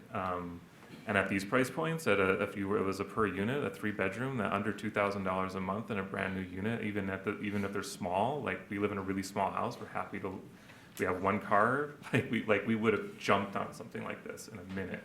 I think you could fill it up even if you went for a different market. I mean, that's just my own experience. Again, I'm not in the business, but to me, I think the community around here would be much happier, and you could still have a really successful project with a slightly different market. Yeah, and sort of what other commissioners have said, it's more about the numbers of bedrooms and the marketing and business plan than the form or the density. So yeah, that's my biggest, strongest reaction I wanted to reiterate. I do want to say, like, the master plan does call for 7 to 10. I think that's the right density. I think it calls for a mix of housing types, and I actually think outside of the criticism, I think we all share, this does achieve that in this space. This parcel's part of a set of parcels, and the master plan talks about a broader area than just this parcel, and there is a mix of different kinds of things going in around here, so I think this is part of that mix, and I think that's appropriate and good. And it's totally in line with the master plan. It's totally in line with providing a diversity of housing typologies, which is good. And I don't think necessarily excluding students should be a goal either. Like, I know lots of students who've lived in awkward different places for lots of different reasons, including I have friends who lived in Arrowwood when they were students and commuted by car to campus. And so it's not absurd, but having it be an exclusively targeted student neighborhood that's with a business model that's very clearly designed to appeal to undergraduates just is not ideal to me. That's not something I think I can say conflicts with our ordinance, but I think it'd be more successful with another direction. I won't go into all of the great things people said about transit, which I fully agree with in the park. It's great. I think the only other thing along the lines of asking for better renderings is all of these photos and renderings look great, but none of them show the perpendicular parking right in front of the units. So I think it's a little bit misleading. I think the actual built space won't look quite as pleasant and nice, like one of the photos with the street curb right there and like the sidewalk right there with it all. Like it won't look like that. There's gonna be cars parked perpendicularly up in front, which I think is an ugly street form. Yeah, and you could get away with a lot less parking with a different model too. Like, families might have 1 car or 2 cars. A group of 3 or 4 or 5 students is going to have 3 or 4 or 5 cars in this location. Yeah, all right, I'll stop there. Those were the things I wanted to make sure I reinforced. Yeah, thanks. Okay, thank you, Commissioner Trudeau. I'm going to, in the interest of, I think we've gotten a lot of good feedback, both from the community and from the commission. I was going to suggest that we entertain a motion to postpone this. Commissioner Ackerman? Thank you, Mr. Chair. So I'm about to make a motion to postpone this indefinitely until all the issues can be resolved. Because that's indefinite and there's not a date certain, I really encourage people who haven't signed in to sign in so staff can let you know when it's coming back. So with that, I'll make a motion to postpone indefinitely till a point in which staff feels it's ready for us again. Is there a second for that? Commissioner Woods, second. Any discussion about the proposed postponement? Okay. All in favor of postponing, or of the motion, please say yes. Yes. Any opposed? No, so you're postponed. Thank you. Thank you. Appreciate it.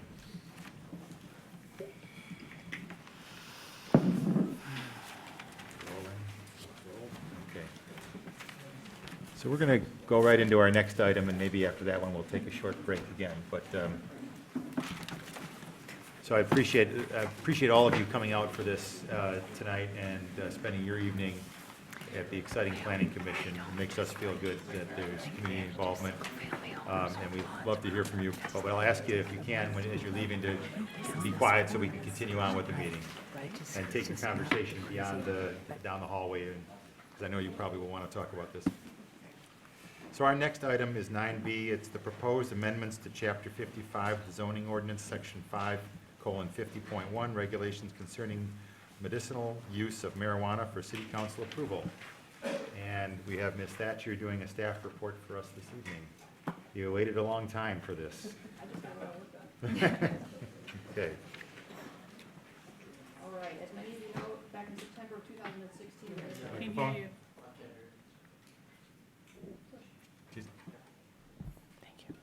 Leave it to the council member. All right, in September of 2016, the Michigan legislature passed the Medical Marijuana Facilities Licensing Act to provide a licensing and regulatory framework for medical marijuana.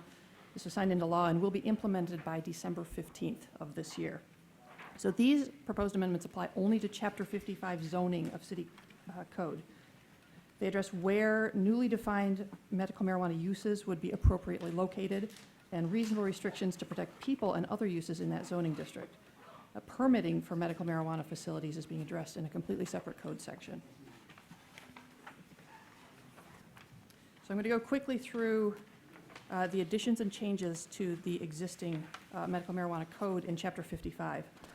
First, in Section 510, this adds 5 new types of medical marijuana facilities that can be licensed by the state. They are growers, processors, secure transporters, provisioning centers, and safety compliance facilities.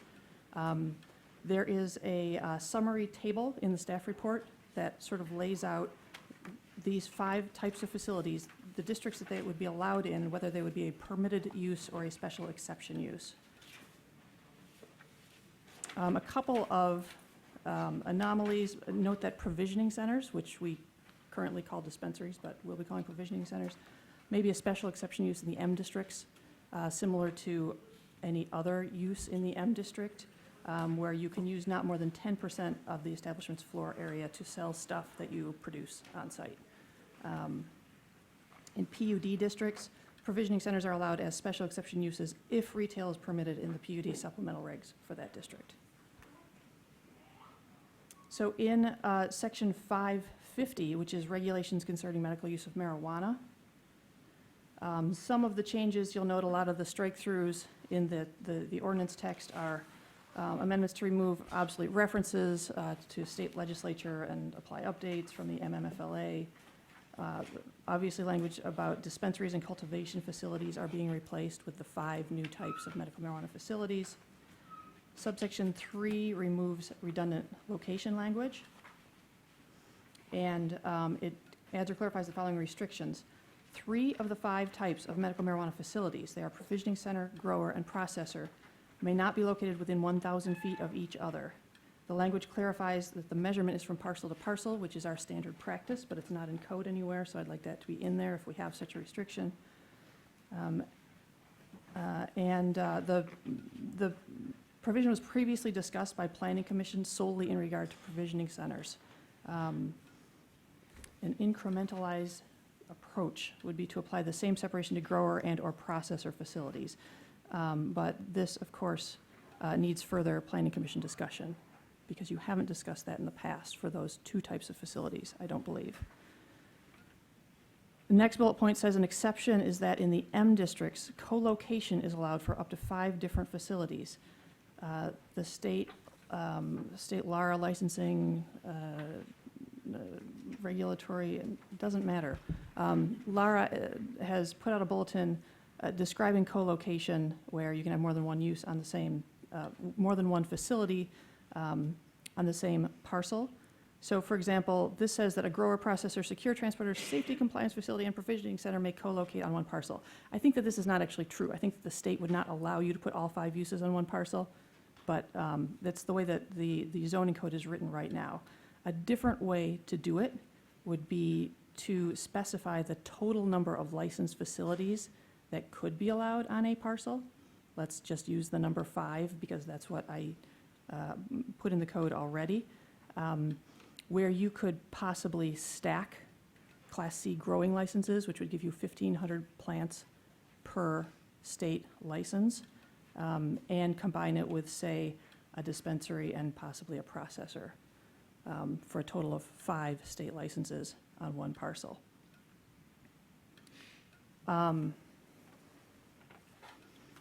Just one thing I'll add to that, I think we talked about this a little bit at the working session, is that we anticipate the state would allow a single entity to be a grower, processor, and dispensary. However, the secure transport or the testing facility would have to be a separate entity. You couldn't be you couldn't operate more than one type of facility while operating those types of facilities. So I think that's relative to that consideration.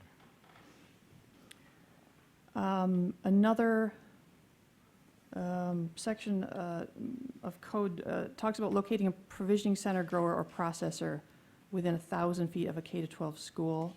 That remains in the ordinance. That's in there now for dispensaries. Under the proposed language, we decided to follow the model set by the Liquor Control Commission that clarifies that private kindergartens are only included when component to a larger school, K through higher grades. Right now, medical marijuana dispensaries, under the old 2011 regs, were not allowed within 1,000 feet of private kindergartens, and there are several of them around town that aren't associated with grades 1 through X. So that has been removed to take out those private kindergarten islands when we're talking about buffers.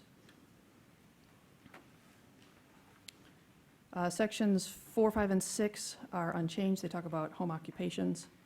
Those have no changes to them. 7 addresses facility regulation, and 8 describes information required for medical marijuana facility special exception use applications. That's 3 of the 5 kinds of facilities. Growers, processors, and provisioning centers. Before I get into special exception uses, I want to back up 1 minute to the chart that shows the different kinds of uses that are allowed on the second page of the staff report. We noticed that there's a little bit of a hole in this ordinance in that the RE Research District is considered to be a slightly less intense use than Office Research Limited Industrial, ORL. And we have grower and processor as a special exception use in the research district, but not in the ORL district. And we did print out a map today of the ORL districts and the RE districts, and it really doesn't make sense because they're very closely intertwined. There aren't a whole lot of additional parcels that this would apply to in the ORL, so staff would recommend adding grower and processor as special exception uses to the ORL district, and basically treating them similarly to language about the RE districts. Okay. Staff comments. I'm going to talk first about special exception uses. You guys know they can be granted by you, the City Planning Commission. They're used to ensure that the proposed use is compatible with the zoning district and not detrimental to the neighborhood, and it may impose reasonable conditions. There are certain conditions that can be applied. Those are bullet pointed in the staff report if you're interested in knowing what those conditions may be linked to. So that would also include a special exception use requires an up-to-date site plan for the parcel. So if it's a parcel that already has a site plan that is current, probably nothing would need to be done with that. If it's a parcel, like many in the city that do not have a site plan, that would be simultaneous application with the special exception use request. Special exception use only travels to City Planning Commission. The site plan would travel on to City Council, and the special exception use would be conditioned on the site plan being approved by council. There are a lot of things that we look at with site plans that we don't look at for just a regular old zoning compliance permit, say, things like fire hydrant coverage, water usage, solid waste pickup, fire protection, things like that. So this is the kind of information that would be required to get a site plan approved and give more background for the special exception use request. Really, staff's last comment here is that the spacing requirement that's in the draft ordinance between growers, processors, and provisioning centers would definitely have a limiting effect on the number of these uses throughout the city. If you think about it, if you put 1,000 feet between parcels, That's the way it currently works with the dispensaries that have gone through the city application process back in 2011 also. I'm sorry, but that only applies to schools. I take that back. But I just want to note that the current version of the city's marijuana facility permit ordinance does not limit the number of permits that the city may issue, which makes staff pretty nervous. If there were not a spacing requirement and there were not a permit limit, the sky's the limit. So I just want you to be aware of that when you're talking about things like distances between uses, and alternatively, you know, you can make a recommendation to city council to put a cap on the total number of licensed facilities, or not. That's up to you guys. I just wanted to make that point. So that's really it for the staff report, and I'm sure you'll have questions. If I could just tack on a few things. Sure. So since the working session, I wanted to, I think Jill did a great job highlighting it. At the end, the proposed permitting ordinances, as she indicated, does not have any cap on the number of ordinances. And so I guess I want to just directly acknowledge that I think in some ways that what I'm presenting to you is a more conservative ordinance than was discussed at the working session. For example, adding spacing to other facilities. Because that permitting ordinance has now been adopted by the city council on first reading without that, I just wanted to put it in, not listen to the direction that I received from you, but I just want to make sure that I really think that's an area that I really like you to focus on as a planning commission. As a reminder, at the working session, I think that there was a lot of discussion about limiting the separation between facilities. I don't think there was some discussion about schools, what the right separation was, whether it was 500 feet or 1,000 feet. And then there was some discussion about separating provisioning centers only, and I don't think there was a unanimous consent whether it should be 1,000 feet, 500 feet, or nothing. As much as anything, this is, as was indicated in the staff report, I think it really is a bit of an incremental approach. We don't really know at this point what the impact and frequency of uses are going to come to the community in this regard. By adding those spaces requirements, it is kind of a number hedge in some ways. We can always revisit it if we feel that we are not getting the number of facilities that we want. Or obviously, conversely, we could strike it or amend it for the types of facility or the separation that's being proposed. I think in many ways this ordinance, I hope it's presented to you in a largely final format where we can move it on hopefully this evening. But I think that those particular components probably warrant your attention. They're relatively easy to change in the context of the structure. They don't change the function of the ordinance. And so I just wanted to append onto that. That's why we're presenting it, or I'm presenting it to you as it is. Thank you, Mr. Leonard. Thank you, Ms. Thatcher. So with that, I'm going to open the public hearing in this item. And I think most of you have sat through the last one, so you probably have a sense of how it works. You come up to the podium, identify yourself by name and address, and you can speak for up to 3 minutes. If we have a lot of people who want to speak, I would ask you to line up and sign in at the table behind the podium. And if we don't have a lot of people who want to speak, then that won't be necessary. So anyone who'd like to address the commission, now is the time.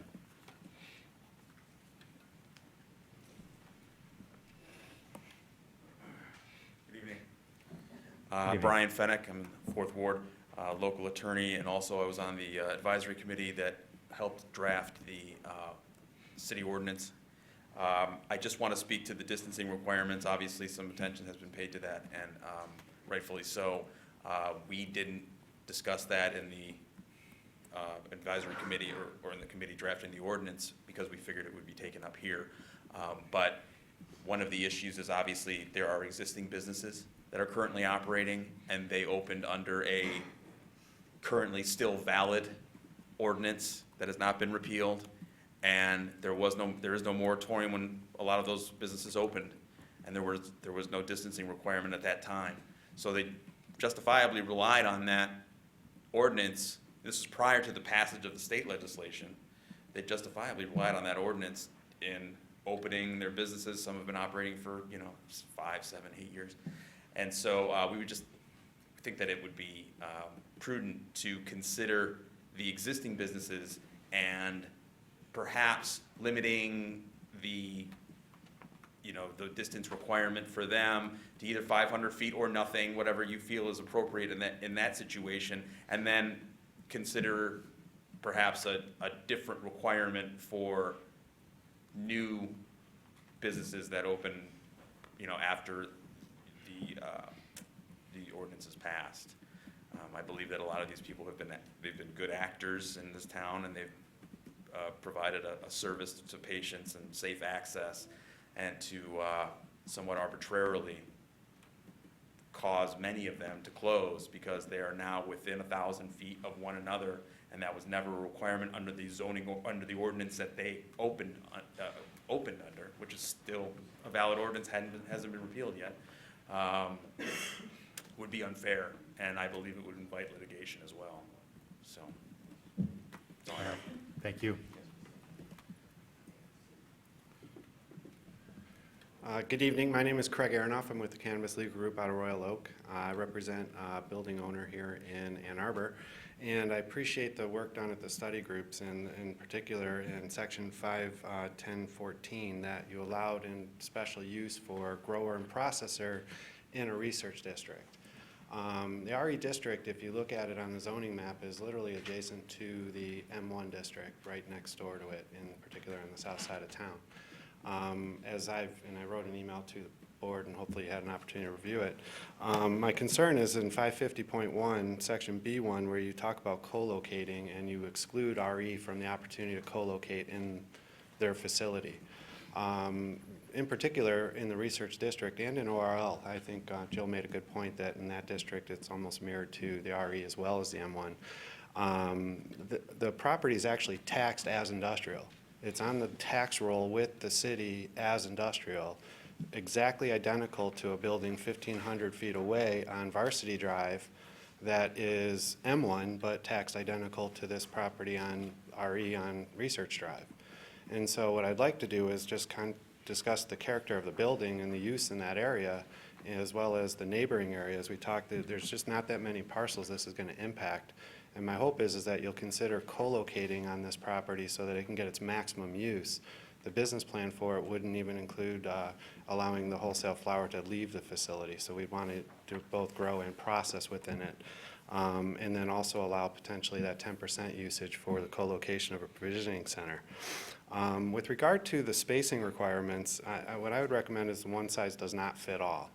The 1,000 foot, as you go around the city, you have areas in DD1 and DD2 that are far more condensed. And as a result, obviously the values are a lot different, but to put 1,000 feet in between within those districts is not the same as when you go out to the north or west or south sides of town into the where there's more spacing. And so I would hope that you can consider reducing it in at least the DD1 and DD2 areas. Obviously, we maybe advocate for none and then allow the businesses to compete to see who survives. And allow the market to dictate that. Competition is good in this marketplace, but minimally a 500-foot spacing would make more sense and allow that market to prosper even with regard to those other facilities that have already been in existence. I just think that as we look around the town, we don't have to have a uniform approach to it all. I think the Planning Commission and through the work groups, we really talked about how the character of each of these districts are different from one another, and therefore doing a uniform buffer wouldn't make sense. So thank you for your time, and I truly hope you reconsider the co-locating on the RE. Thank you. Thank you. Hi, my name is Drew Hutton. I live in Ward 2. Grew up in Ann Arbor, run a technology company here.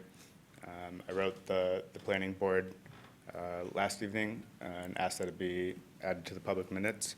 There's a couple of things. First is that I think that the board should consider and permit the potential for co-location in research district.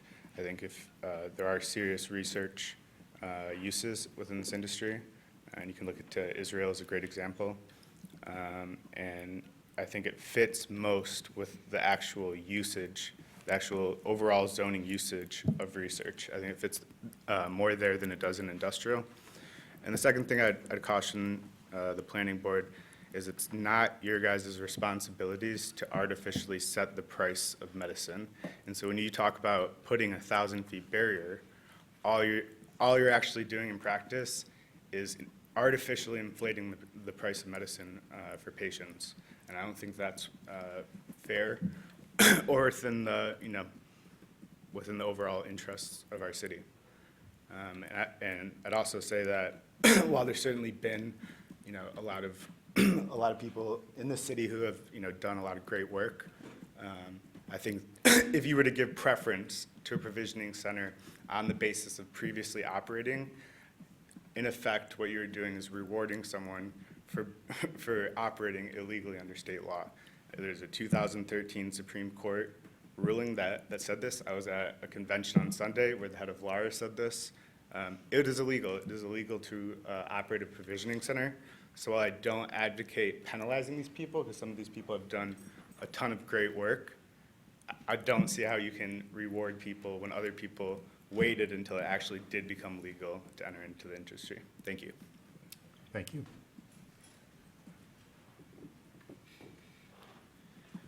Good evening, Commissioners. My name is Jonah Copy. I am the chair of the Ann Arbor Medical Marijuana Ordinance Review Committee, and I really enjoyed doing my part in this process and helping out with it as much as I could. I do want to note the point that Mr. Leonard made regarding the fact that the lack of a cap in some ways makes staff nervous.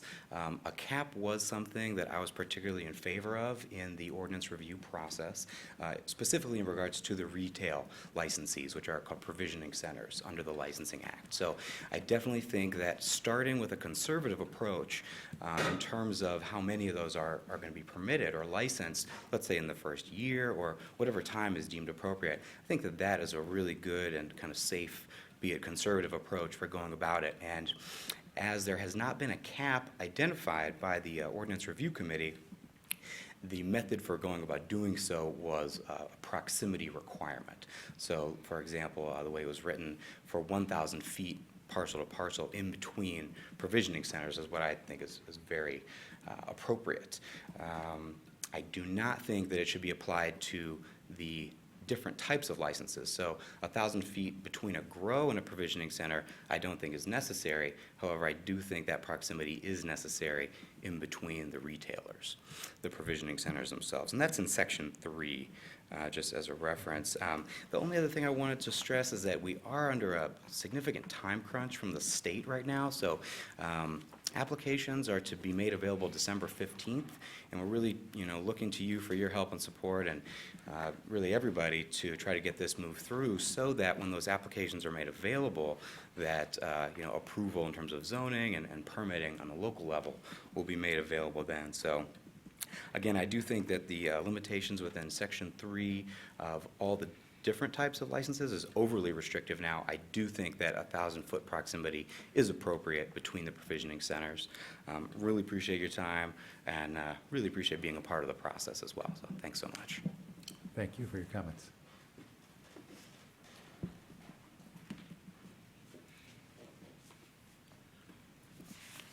Good evening, and I would like to give you clap my hands for all of your patience this evening. And now you're getting started on what is likely to be one of the most divisive projects that you've got to deal with. And I'd like to thank the staff for drafting the recommended modifications of the medical marijuana zoning ordinance. But I have several points I'd like to make with regard to that. My name is Dennis Hayes. I'm an attorney. I practice right over here on the corner of 4th and Ann. And I've been advising people about medical marijuana. I've been a proponent for medical marijuana legalization for over 40 years. So I don't want to be confused about my point of view. But the problem you have with this current draft of the zoning ordinance are twofold. One, the special use provisions that require applications for a special use permit are going to involve you in an enormous expenditure of time. And this will be from people who have been in business and functionally know a lot more about it than you.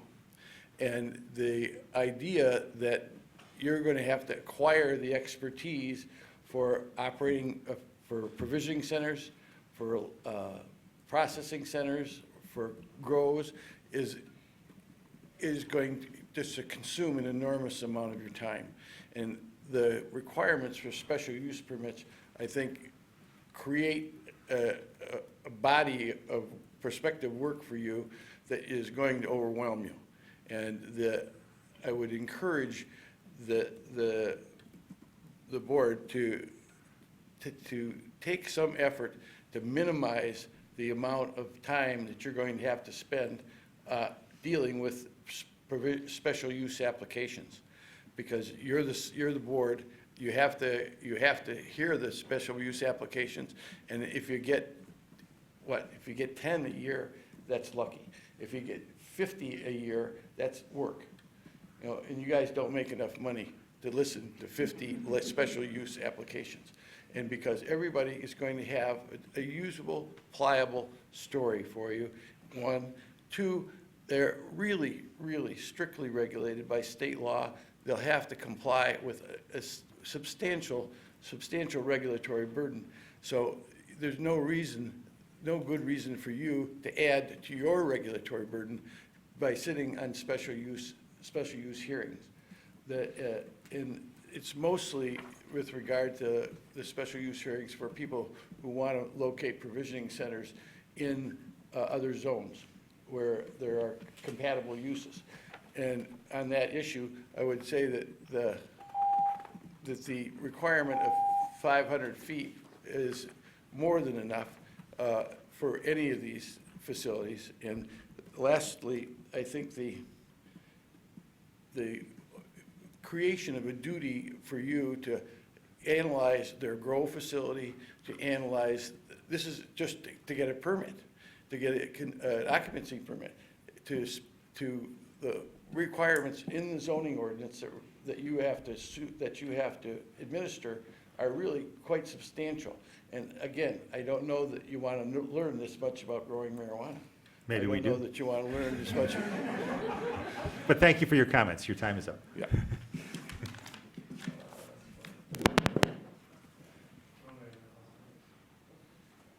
Anyone else want to address the commission? Is it, okay, someone else come up? I'll sign on my way back. Okay. I'm Benjamin Joff. I'm an attorney. I also own a house in the 5th Ward. And I guess I'm just going to use my time. I did already submit some written commentary to the commission. I don't know if everybody's had a time to read it, but I will try not to reiterate what I said in those comments as to not waste your time. It's been a long night already. I'd like to speak to the 1,000-foot distance between provisioning centers. And I'm going to speak on that part as somebody in the 5th Ward.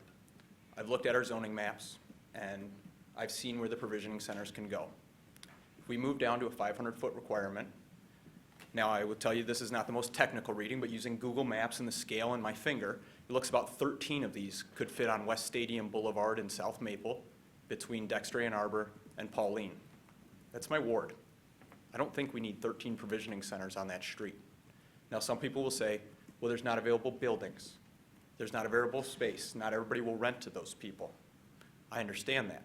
But as the Planning Commission, I think you guys are supposed to be a very forward-looking group. So in the future, we may see changes where people will rent to those people, where there will be changes in occupancy, and we could have as many as 13 on West Stadium and Maple between Dexter Ann Arbor and Pauline Boulevard. To me, that's just too many. I guess I do have a little bit more time, so I'll move on to the distance between growing and processors. Growing and processing is an industrial type activity. It's a job. These are not provisioning centers. We don't expect large amount of traffic to go into these places. One of the things that I noticed on the report was that we didn't want them to take over entire districts. The truth is, these fit in well with manufacturing districts and industrial districts. If we had many industrial or manufacturing, if we had many of the processors or growers in industrial manufacturing districts, they'll fit right in. You have people that go to work from 8 to 5, do their job, they make a product, that product is picked up by a courier and moved out.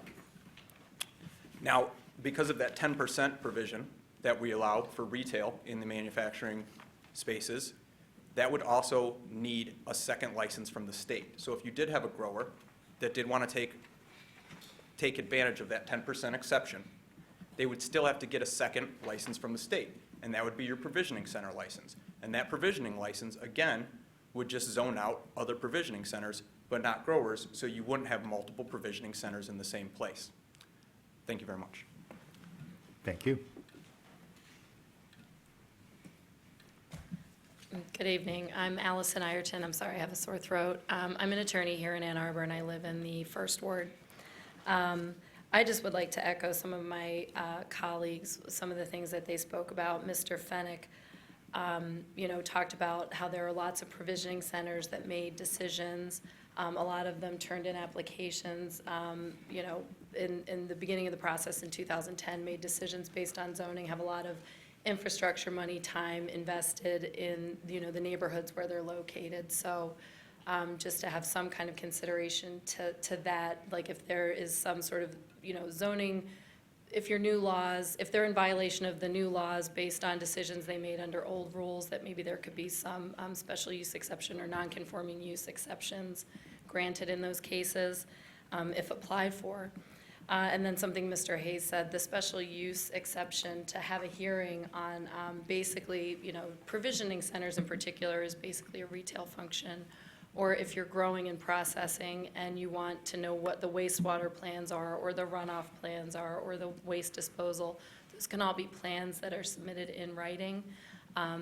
Certain things, if you're in the right zone and you have your certificate of occupancy for a retail and you have the required fire exits and you have the ADA bathroom and accessibility and you have all those things already permitted and the city has looked at those, your electrical is inspected. I don't see, like Mr. Hayes said, you'll be overwhelmed.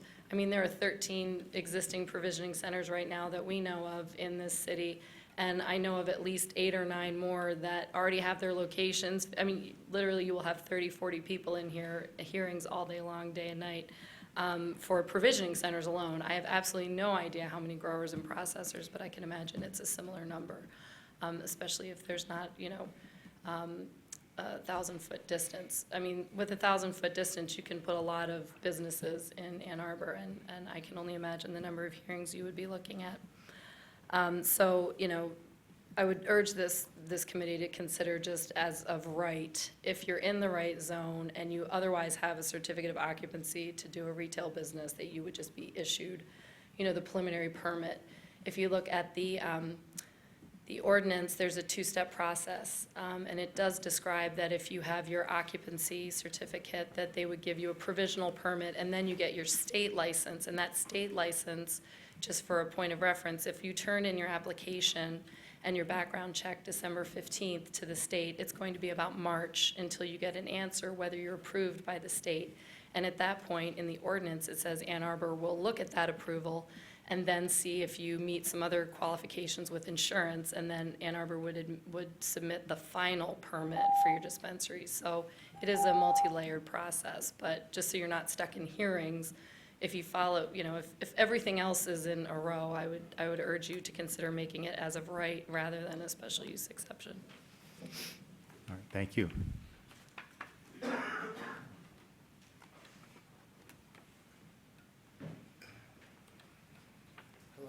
good evening. My name's Nathan Podred, former resident of the Fifth Ward. I'll be brief as we're all a bit exhausted at this point, I think. I agree with some of the previous people who spoke here. I think 1,000 feet is a little excessive for businesses that have been existing, especially in certain zones such as downtown, as mentioned. Perhaps out in the Fifth Ward along Maple, maybe it doesn't make as much sense to shorten it. Maybe you want 1,000, but maybe you have to look at some variation there for businesses that have been good neighbors, did everything as best they could to meet with the city and go through the process correctly. So yeah, I just wanted to state that. Thank you. Thank you. Okay, seeing no one else, I'm going to close the public hearing. And I'll start by reading the motion this time. The Ann Arbor City Planning Commission hereby recommends that the mayor and city council approve the amendments to Chapter 55 zoning, Section 5:50.1, regulations concerning medical use of marijuana, and the use regulations, Section 5:10.14 through 5:10.19, 5:10.21, and 5.10.23 through 5: supposed to be a colon in the last one too, 5:10.27 related to medical marijuana permitted uses and special exception uses. I have Commissioner move this, Commissioner Ackerman, and seconded by Commissioner Briggs. Before jumping into commentary by the commissioners and discussion, I want to make 2 points. One is that in about 5 to 10 minutes, we will need a motion if we're going to continue beyond 11 o'clock. And secondly, I just, maybe in the interest of time, since it is kind of late, I was going to share what I thought seemed to be some of the key issues here and see if we agree and can focus on those. One is the distance between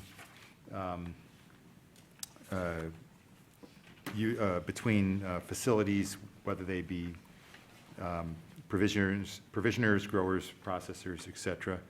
That seems to be a big one. The ability to co-locate in the RE and ORL zones, and whether there any of these can be permitted uses for grower and processor. Currently, there are no permitted users for grower and processor. They're all special exception use. And then the last issue is, what's the disposition with existing facilities? Those are the 4 that I took away. I don't know if I missed something, but so based on that, I'm going to take advantage, since I've got the microphone, and say I don't know that there's a golden answer for the distance between facilities, but maybe there is a golden answer. There is a golden answer. Of the facilities that still remain that applied for a license from the city in 2010 or 11, they are all 1,000 feet from each other already. There are a few that have popped up since then that were not regulated in the same way. I can't speak for those.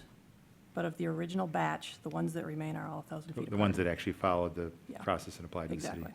I mean, to me, that starts to be a compelling case for, as well as the staff input in the study that's been done about sticking with 1,000 feet.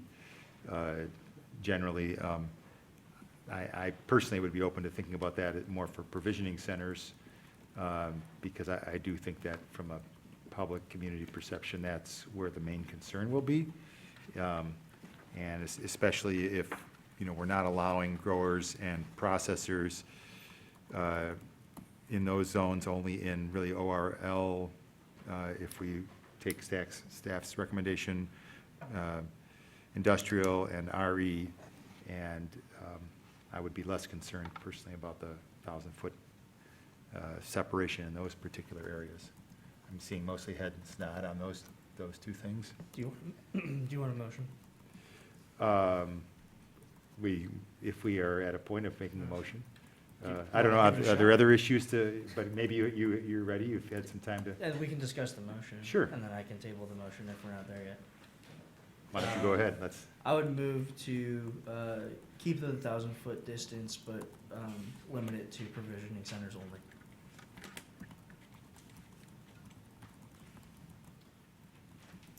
And to be clear, that would only be from provisioning center to provisioning center. There would be no separation requirement of a provisioning center from a grower or processor. Correct. Yeah, you need a second. So, looking for a second for that motion, is that a second? Commissioner Mills, seconded. Okay, so we can have some discussion. Did you have something Yeah, else to? question. So, with the special exemption use, it sticks with the parcel and not with the owner. Would we be considering 1,000 feet distance between those permitted special exemptions, or would it be an active use? So let's say you have a provisioning center that was open for 5 years, shuts down. Can no other provisioning center exist within those 1,000, within a 1,000-foot radius, despite that provisioning center has shut down? That original provisioning center has shut down? Doesn't it go away after 2 years of inactive use? Does it? It Is does. that correct? Okay, that works then. Good foresight, zoning. That's the only question I had. Other discussion about the motion of the 1,000 feet only between provisioning centers? Seems like there's pretty much acceptance on that. So I don't want to muddy the waters, but I do want us to also have discussion about whether that we feel strongly about the special exception use as the only way to get a grower processor license within the city. Should we tackle that after? Should we treat that as an independent issue? 'Cause I We think could it- make that a separate motion. I think, if I think you're that's a ready. broader discussion. Okay. So let's, Commissioner Mills? So, I am generally in favor with all of this, and I think striking grower and processor is the right thing to do. I'm bringing this up because this is what I've written down, whether we would consider having a different distance, separation distance between provisioning centers in the D districts versus the other districts. Because just looking at the map, there's both the way that you experience the landscape and just the size of the parcels is very different in the D districts than outside. So I had written down like 500 feet or 750 in the D districts, 1,000 elsewhere, but I am generally uncomfortable, but I just wanted to see if anybody else thought that that was a good idea. Any other thoughts on, in the D districts, there being a lesser amount? Go ahead, Commissioner Weatherby. The current ones, are they all in, what district are the current facilities in? They're kind of all over town. There are a handful downtown. There's one that's a PUD. There are a couple in C districts. Yeah, they're scattered. I personally think that in the interest of passing something that's fairly clean within the time frame of getting it to council and for December 15th, that I would prefer to keep it simpler and then come back and amend if we found that, geez, there's just not enough provisioning centers down near campus. I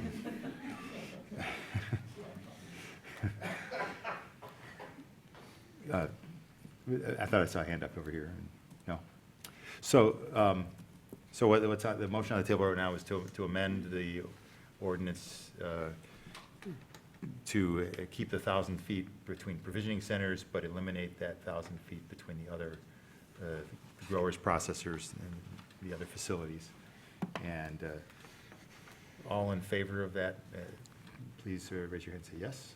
Yes. Yes, that is everybody. So that motion, Commissioner Ackerman? I think the next probably straightforward vote, I guess the really straightforward vote is, I would move to extend our meeting time for another 30 minutes. Till 11:30? Excuse me, till 11:30, thank you. A second for that, Commissioner Mills, I think first. All in favor of that, please say yes. Yes. Yes, okay, so we are going till 11:30. Now, you had another? Yeah, I think that probably the next straightforward motion would be to allow special exemption uses in the ORL for processing and growing. So I'd move that.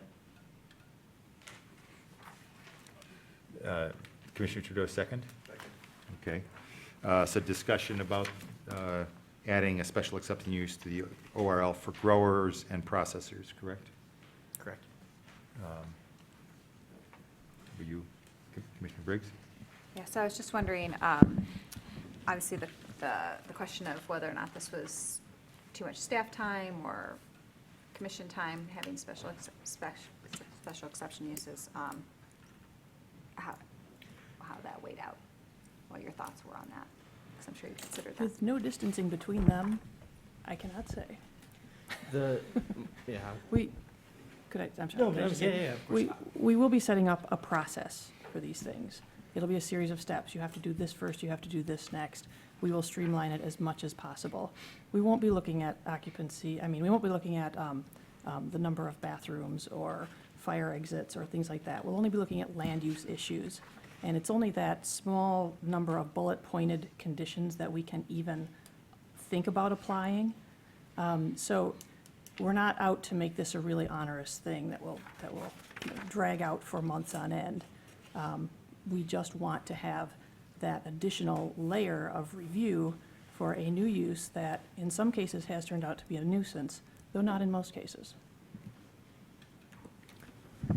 My thought was to move as many motions as we could and then have a broader conversation about the special exemption use, not to dictate the agenda, but just, I figured that's a broader conversation that impacts all of the different zoning districts. That was just my thought. Makes sense. But that was a great answer. Thank you, Ms. Dasher. So I think I would be supportive of adding special exception use to ORL, and I would consider, whether it's part of this motion or a separate motion, only in industrial areas, making those grower processors be a permitted use. If you look at the map, there, the areas where those are allowed is fairly small, fairly focused around a few geographic areas that are predominantly industrial-type facilities, and that is something, whether that's another motion, but I'd be willing to consider. I would consider that friendly as the mover is to add that as part of the motion. If everyone else considered that friendly. Clarify what it was again? Sorry, so the motion was- would be to add, you want to say? To make the grower processor facility in the industrial zones, the M1s and M2s, a permitted as opposed to special exception, only in those. So special exception in ORL and research. And permitted in M. Permitted. And so the question I would ask Mr. Leonard or Ms. Thatcher is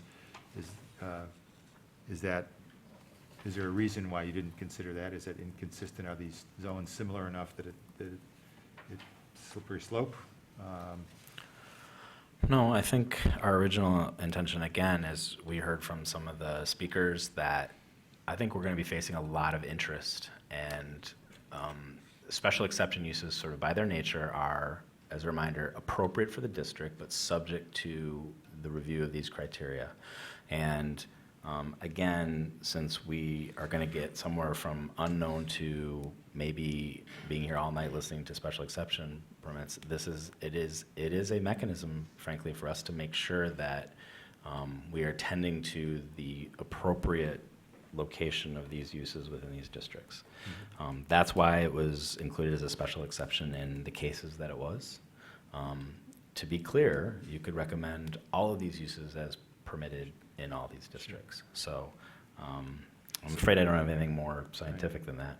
Well, so to that last point, I guess, I don't know if Commissioner Ackerman has his fingers on the pulse of City Council. I mean, one of my goals would be that we hopefully are able to pass this and get it to council so that they can hopefully be acted upon within the Yeah. timeframe. And I wouldn't want to Jeopardize that. do that in somewhere that it gets kicked back to us. Do you have any sense about how they might feel Can't about this? imagine switching, 2 SEUs to 2 Ps in the chart would, be that big of an issue for council. They can always amend it back and pass it in the same meeting. Will this go to council before the election? No. Probably safe then. Commissioner Briggs. Just based on one of the commenters had mentioned the proximity, the close proximity of different parcels of M and research in, how closely they're located, and if we're having special exception in one, but permitted in another. I'm just wondering what our rationale is there, given, Number of available parcels. I mean, it sounds like there's 1,500 feet. I mean, we're Well, just treating them. what I heard is someone say that, the growing processing operation is really sort of akin to industrial. And I heard someone else say, no, it's more like research. And I suspect that that's depending on where someone has a parcel or a potential parcel of land. No, I understand that. I'm just saying we're treating them differently in terms of what we're thinking about in terms of special exception versus permitted, and I'm just. And I'm just- for me, I'm trying to understand the rationale. my rationale, whether good or faulty, was that, yeah, when I think about the areas of the city that are zoned industrial, a lot of those current facilities, they have the type of land that might be needed for what we're seeing in other areas have turned into grow facilities, and they don't have a lot of the attributes that might be considered drawbacks, like resident surrounded by single-family residential closely, so they tend to be buffered a little bit by those things, and that's probably also a good thing for facilities like this, like it would be for industrial. One could certainly make the case that some of our ORL or RE in some areas are not that dissimilar. The buildings might look more like office parks in some cases than industrial buildings. But I guess I'm thinking about doing one as saying like, okay, well, we're not going to, if we try to say it's permitted everywhere, we might be opening up the floodgates a little too much. So it's trying to kind of moderate is the logic. But Commissioner Mills and then Commissioner Gibrano. I agree with your logic, and just extending that, I think then that makes sense to not extend the provisioning center as a special exception use in the ORL or RE.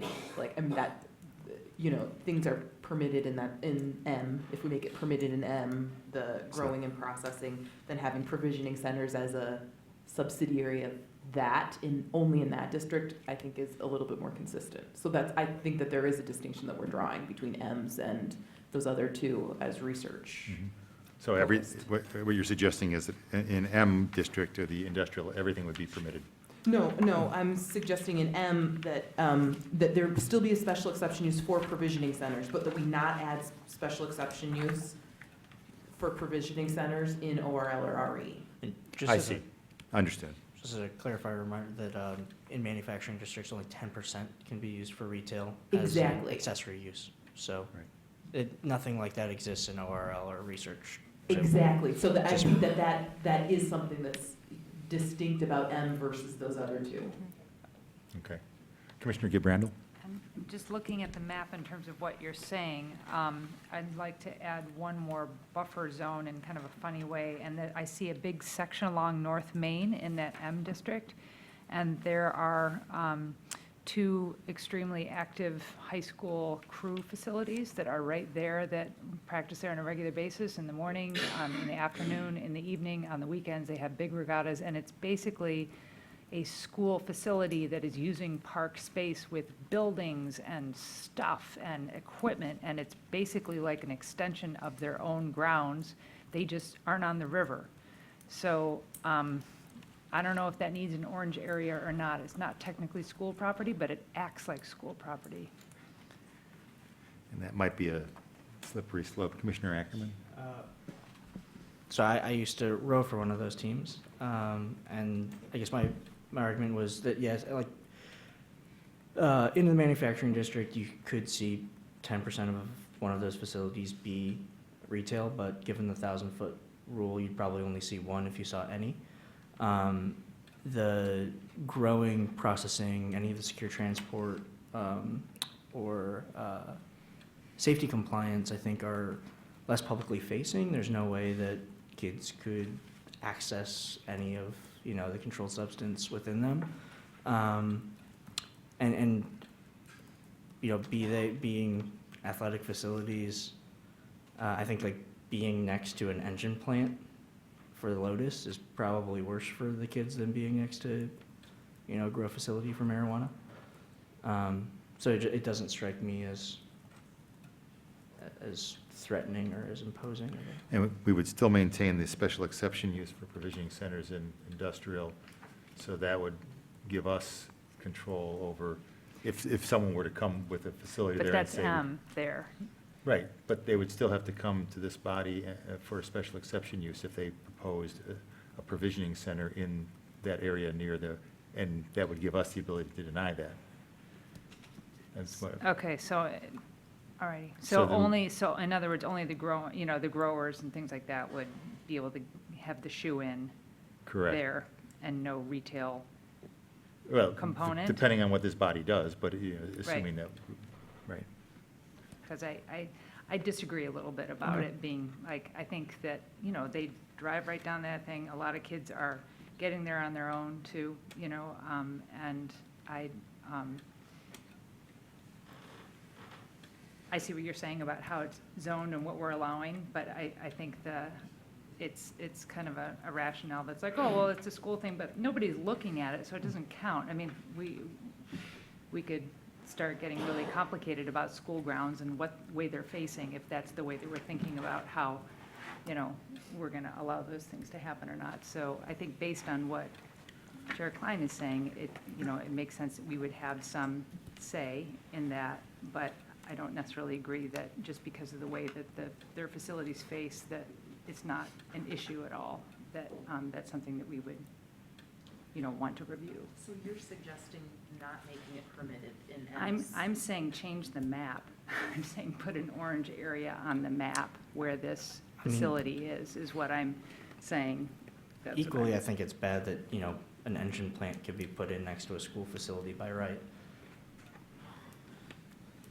Yeah, but they're not, But it's not a in this liquor case, store, I'm not sure it's which like- predated which, but. Yeah. Fair enough. Yeah. That engine plant could be rebuilt, though. It's still an acceptable use for the district. Right. So, technically speaking, any grower, processor in an industrial, they cannot sell, they cannot distribute the product to the public without, I would think, without jeopardizing their licensing, which I would think would be much more lucrative than selling pot to kids who are But the growing. 10% retail part is the part that I'm wondering about. And that is that remains a special That exception still remains an use. special, okay. As So that's not a, So they would have to come to this body for a special exception Yeah. use, and we would have the ability to, because of the proximity to that, or you could have a situation where a grower processor comes and they have an industrial next to a church facility, and the church petitions to not allow it to happen because they don't believe that that's appropriate use, and we Compatible, right. might decide to not do that. I personally think that more school kids would pass and have opportunity to go in and out of Bloom on Miller than they would Right. over here down by the boating, but. I don't know about that. but- So, getting back to the motion that is on the floor, it is to add special exception use for grower processor to ORL, and there, I believe, a friendly amendment for permitted use for grower processor in the industrial zones. I think that permitted use, do we need a second on that friendly amendment? Commissioner Briggs? Okay. So, any more discussion on this motion? Okay. All in favor of the motion, please say yes. Yes. Yes. Opposed? Okay, that passes. Are there other areas to discuss? I think we've actually tackled, I believe in some respects, the four things that I outlined initially. The co-location. Co-location? Yeah. Thank For you. ORL and RE. That was what I was going to make a motion for.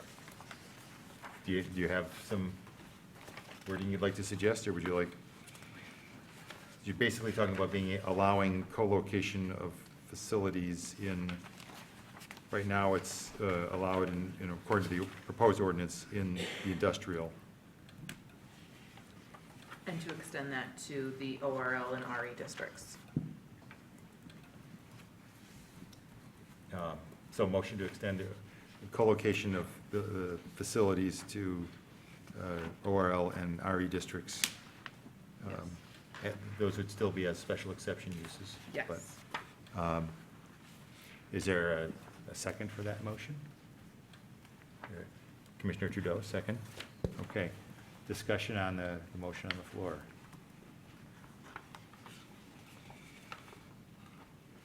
So this would allow someone to have a grower, processor license on the same property in ORL or RE, and possibly a safety compliance in the same, but the other two provisioning centers are not allowed there, so they will not be permitted. Correct. Commissioner Trudeau? I'll just ask staff if there was a rationale for singling out the M districts versus including these with the recommendation. I'm just wondering if you guys discussed it or had any thinking on that. If you look at the hierarchy of uses in the zoning ordinance, it goes residential uses, office, I think public land is in there somewhere, and then RE research. A couple more down is ORL, limited industrial, and at the bottom of the barrel is manufacturing. The thought was to keep the most intensive, largest scale uses contained to the M districts, and there are 3 of them, as a way of sort of centering it there and promoting, or, not promoting it there, but encouraging it to locate there in the most intensive use district. The ORL and the RE contain a lot of much lighter uses, non-industrial types, though some industrial types are allowed in there, but it's not generally viewed as a place where you would put a super high-intensity use because it's research or it's limited industrial. So the thought was just to keep the bundled uses contained in the M districts and sort of keep the RE and the ORL districts a little more pristine and singular the way they are now with the types of uses that are already in those districts. Can I, and maybe you're not the right person to ask, but isn't there sort of a natural affinity between growing and processing that rather than transporting between 2 facilities, that having it self-contained might be safer in some ways? And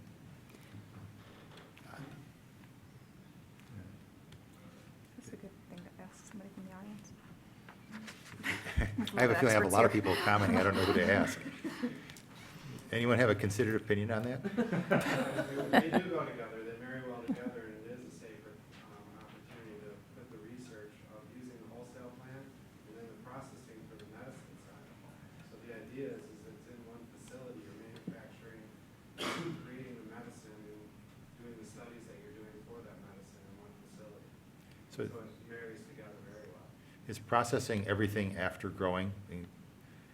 Whatever, drying that's, Making other products, other types of oils, you get a lot of opportunity to find different type of medicine from the extraction process. A lot of innovation in that area. so that could be somewhat more research-oriented rather than, okay, thank you. Commissioner Mills?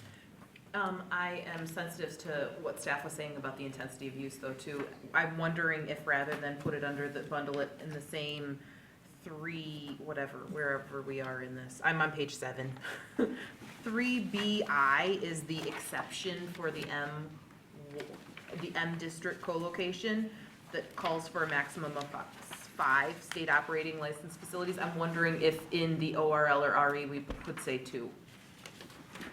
Again, not saying like you can have all of these licenses together, and maybe it's moot because it doesn't make a difference, 2 or 3. It's because 2 of these types of facilities aren't allowed there, but that also I think was something, we didn't have comments about this, but that was a staff question to us, is whether how we want to do the bundling. Yeah, tell me if I'm misunderstanding, but another thing is that if you are processing, you're also not allowed to do the safety compliance because of the conflict of interest. So, correct. So it may eliminate. So really, you could put 2, right? It's really just The way 2. everything is written. Unless, again, we wanted them to be able to, I'm gonna get the terminology wrong, stack. Right, so that someone could have multiple licenses for growing or processing, which we may not want to encourage. Here in particular, so this is where I think you may say 2. You can have you can have one of the One grower. grower and one processor. I did, in fact, misunderstand what you were saying, but I like your idea, now that I do understand.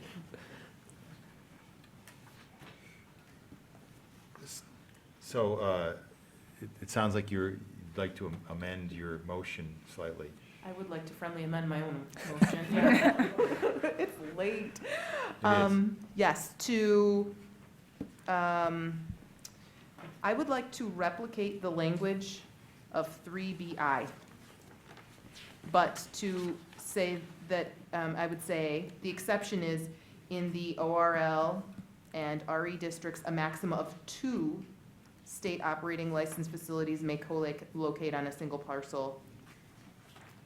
And then we could just say, the rest of that is still And no valid. 2 of the same type. No 2 of the same type.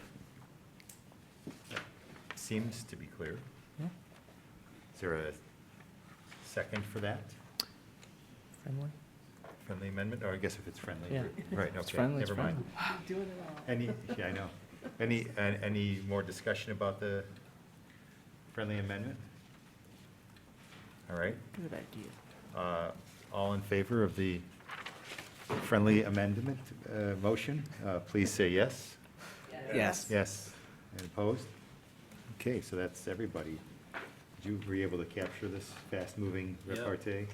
And then I think the original motion was moved by Commissioner Ackerman and seconded by Briggs, and I presume it would be as amended at this point? As amended. As amended.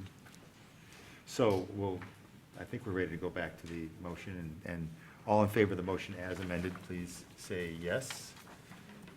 Is there a question? Can you, The original motion, the one I read. so we're voting on the whole thing? The whole This is thing. like the end of it? Yes. Okay. Did we effectively take up what we needed to on special exception use? This is my question for everybody. I feel like I'm okay. Yeah. And did we satisfy what staff was asking about stacking versus co-locating? You're okay with where we are? I believe we did. Okay. Should we review it? Yeah, what are all the amendments? What are we voting on? So, so you are voting on the ordinance with the following changes. We're adding to the ORL district grower and processor as a special exception use, and we are modifying grower and processor in the M1, M1A, and M2 as a permitted use. We are amending the separation requirement to only apply between provisioning centers of 1,000 feet. That's in all districts. We are adding we are restricting no more than 1 operating license per parcel with 2 exceptions. In the M1 districts, a maximum of 5 operating license facilities may co-locate. And in the RE and ORL districts, a maximum of 2 licensed facilities may co-locate. And I think those are all the changes. I think you have it. Is that clear? Yeah. Okay, so now we'll try. All in favor of the motion as amended, please raise your right hand and say yes. Yes. Yes. Any opposed? That passes unanimously. Thank you all for the focus, and thank you all for your input.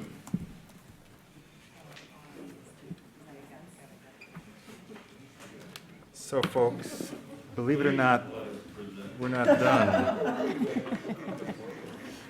Do we still have people here for the next item? Yeah. Okay, we can't get out of it that easy, can we?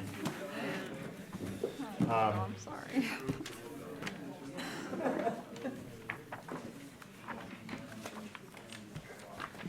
We will take a 5-minute break, but be back here before we turn into a pumpkin. Do we want to extend the meeting now if we're taking a break? I think we already, she's already. We have petitioners who've been waiting here, otherwise I would be happy to go home. I need to be out. I got a really early morning tomorrow, but We should apologize to them. Or thank them, I should say. Sure. I think we can get through it in that. But I'll go find Jeff, and if I don't find him, I'll come back.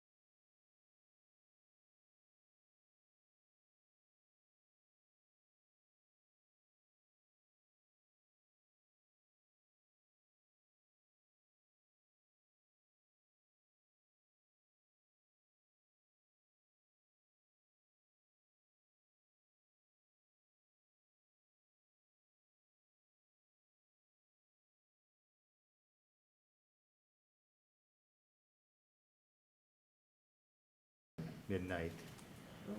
Is that a, I'll make that motion and let's try to beat 11:45. all right, 11:45, seconding that motion. Commissioner Mills, all in favor? Yes. Yes? Okay. Yeah, I think he just went to the bathroom quickly. Is he allowed to do that? So I'll start, and then we'll, hopefully he'll be back by time staff report comes around. So the next item is 9C. It's Midas Muffler at 3180 Washtenaw Avenue. It's a site plan for city council.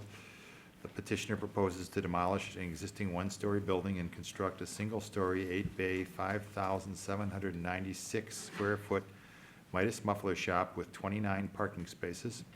Stormwater detention will be provided under the parking lot.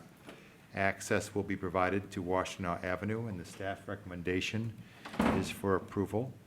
So we'll start with a staff report, a very quick staff report, and we'll have a public hearing and then commission discussion. The site is Mr. Khan. located at 3180 Washtenaw Avenue. The petitioner proposed to construct a 5,796 square foot Midas Auto Center on a little less than a half an acre.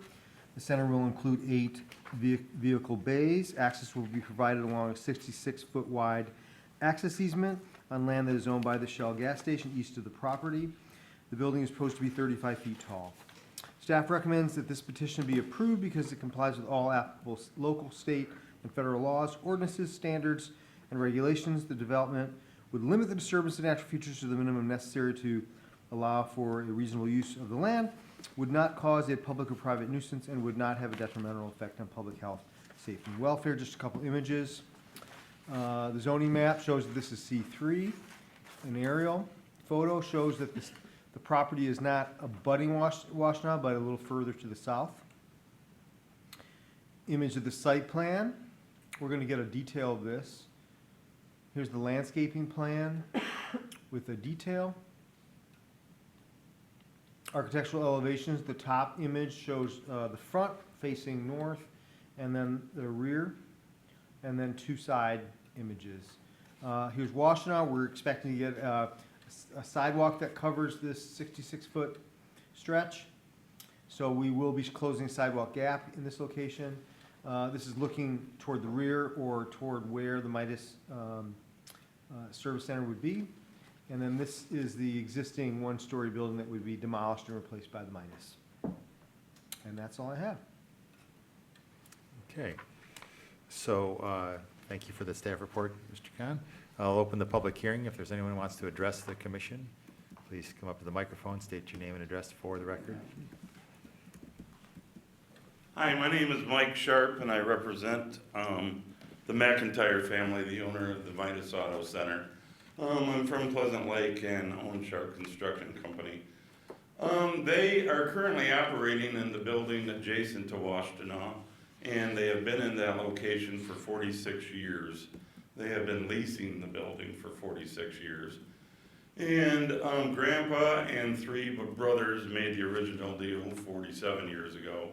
They have all passed away, and now the sons in the 3rd generation are running the Midas business, and basically the owners think they can sell the property for more than the McIntyre family is willing to pay, is why they're doing it. They bought the property that we are proposing to build on 25, 26 years ago. It was the original coin-operated car wash in Washtenaw County. So we want to tear that down and build a new state-of-the-art auto facility. Midas is more than just mufflers. Now they're full auto care due to the nature of the business. We've had a lot of opportunity to work with staff. We've been meeting over the course of 14 months, and I believe we have answered or accommodated all of the requests and questions. So we humbly ask that this body approve our plan. Thank you. Thank you very much. Anyone else wish to address the commission on this item? Okay, seeing no one, I'm going to close the public hearing, and I'll read the motion. The Ann Arbor City Planning Commission hereby recommends that the mayor and city council approve the Midas site plan. Would anyone care to move that? Commissioner Mills, and seconded by Commissioner Woods. Any questions or discussion, commissioners, on this? Commissioner Briggs. So just clarification, there is a sidewalk that's getting added along Washtenaw? There will be a sidewalk added along the access easement portion, not in front of the existing Midas frontage. I'm going to take you to that image. So the sidewalk will be constructed along this portion of the photo, but not in the distance where there's a cow path, which is in front of Midas. The owner of that property where Midas currently exists is not party to this site plan. I see. Who is that property owner?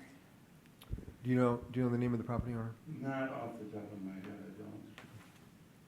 I can get it, but I think it leaves about 20 foot.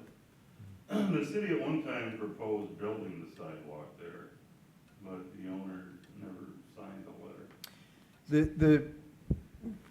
The right-of-way along Washtenaw only comes in off the curb a couple feet. So it's all private land, so we don't have the ability to build the sidewalk until we take ownership of it. Part of Reimagine Washtenaw. Is there any opportunity in this process to, I mean, it seems like there's a lot of work that's happening here. Is this like the time to push a little hard on this property owner? Can we push harder? I don't know, have we pushed at all? Can we do something? Well, We can, I mean, because it's not party to the development, we can't require, we could certainly see what the past history was of that and pose the question again. Based on what the petitioner is saying, though, however, I'm guessing once if this is approved and the new Midas is developed, they're going to have a vacant building there that it sounds like they're going to be seeking probably redevelopment of at some point. I think the only caveat to that, I would say, is if they find another like use to go into that property, it wouldn't require a site plan process. Any other site plan process is going to be ensured to make sure that we get that. Regardless, I'm happy to follow up on what the history was, and we can contact them again and just see if they're interested at this time. Be great. Yeah, that'd be good to follow up. Hopefully, if nothing else, when the old Midas gets reinvigorated, that there's an opportunity there to fill that gap. Other, Commissioner Mills? So just so I understand, this is not your property where the sidewalk is being constructed, but you have a right-of-way? It's a Like 66-foot wide easement, the way I understand it. It was the original easement for Huron Parkway. And somebody had a lot more forethought and moved it, so it's wide enough to accommodate it. But that stayed an access and utility easement for all the abutting properties. And is actually owned by the owners of the Shell station. Until you get to the south, and then the veterinary clinic owns a part of it. And then as you go all the way to the next street south, the neuro housing facility owns it. So that easement actually goes across 3 different parcels. Got it. Well, I appreciate that you are filling that gap. And we've done as much as we can for the sidewalk. Exactly. I appreciate that 66 feet. So, thank you. That's my only comment, other than to thank. Any other comments, questions, discussion? Okay. Seeing none, let's go ahead and vote. All in favor of the motion as read, please raise your right hand and say yes. Yes. Yes, that is everybody. Motion passes. Thank you very much. See, it's good to go late. You should report forward. Thanks for waiting. Thank you. Thank you. So we have one more petition on our plate tonight. It's 2410 Newport Road, the Malooly Gordon annexation and zoning for city council approval. Mr. Khan, do you want to give us a Yes, quick this will be rundown? very brief. The site is located on the east side of Newport Road, south of Bird Hills. The petitioner requests annexation of this 1-acre site from Ann Arbor Township for single family. Staff recommends the petition be approved because the property is within the city's water and sewer service area and Proposed R1A zoning is consistent with the adjacent zoning, surrounding land uses, and adopted West Area Plan. I have a couple slides. This just illustrates where the property is located. You can see Newport Road here, Bird Road here, and the property is right here. And there's already a building on the property. It's my understanding from talking to Chris Chang this afternoon that construction has begun on a new single-family home and on that location. Okay. I'll come back to this. I'm actually out of order now. So Okay. thank you for the staff Yeah. report, and I'll open the public hearing. But seeing no one, I'm going to close the public hearing and read the motion. Ann Arbor City Planning Commission hereby recommends that the mayor and city council approve the Malooly Gordon annexation in R1A single-family district zoning. Commissioner Mills and Commissioner Trudeau seconded. Now I'll ask my question, and then, so the aerial photo shows a house on this Yep. property already. Right.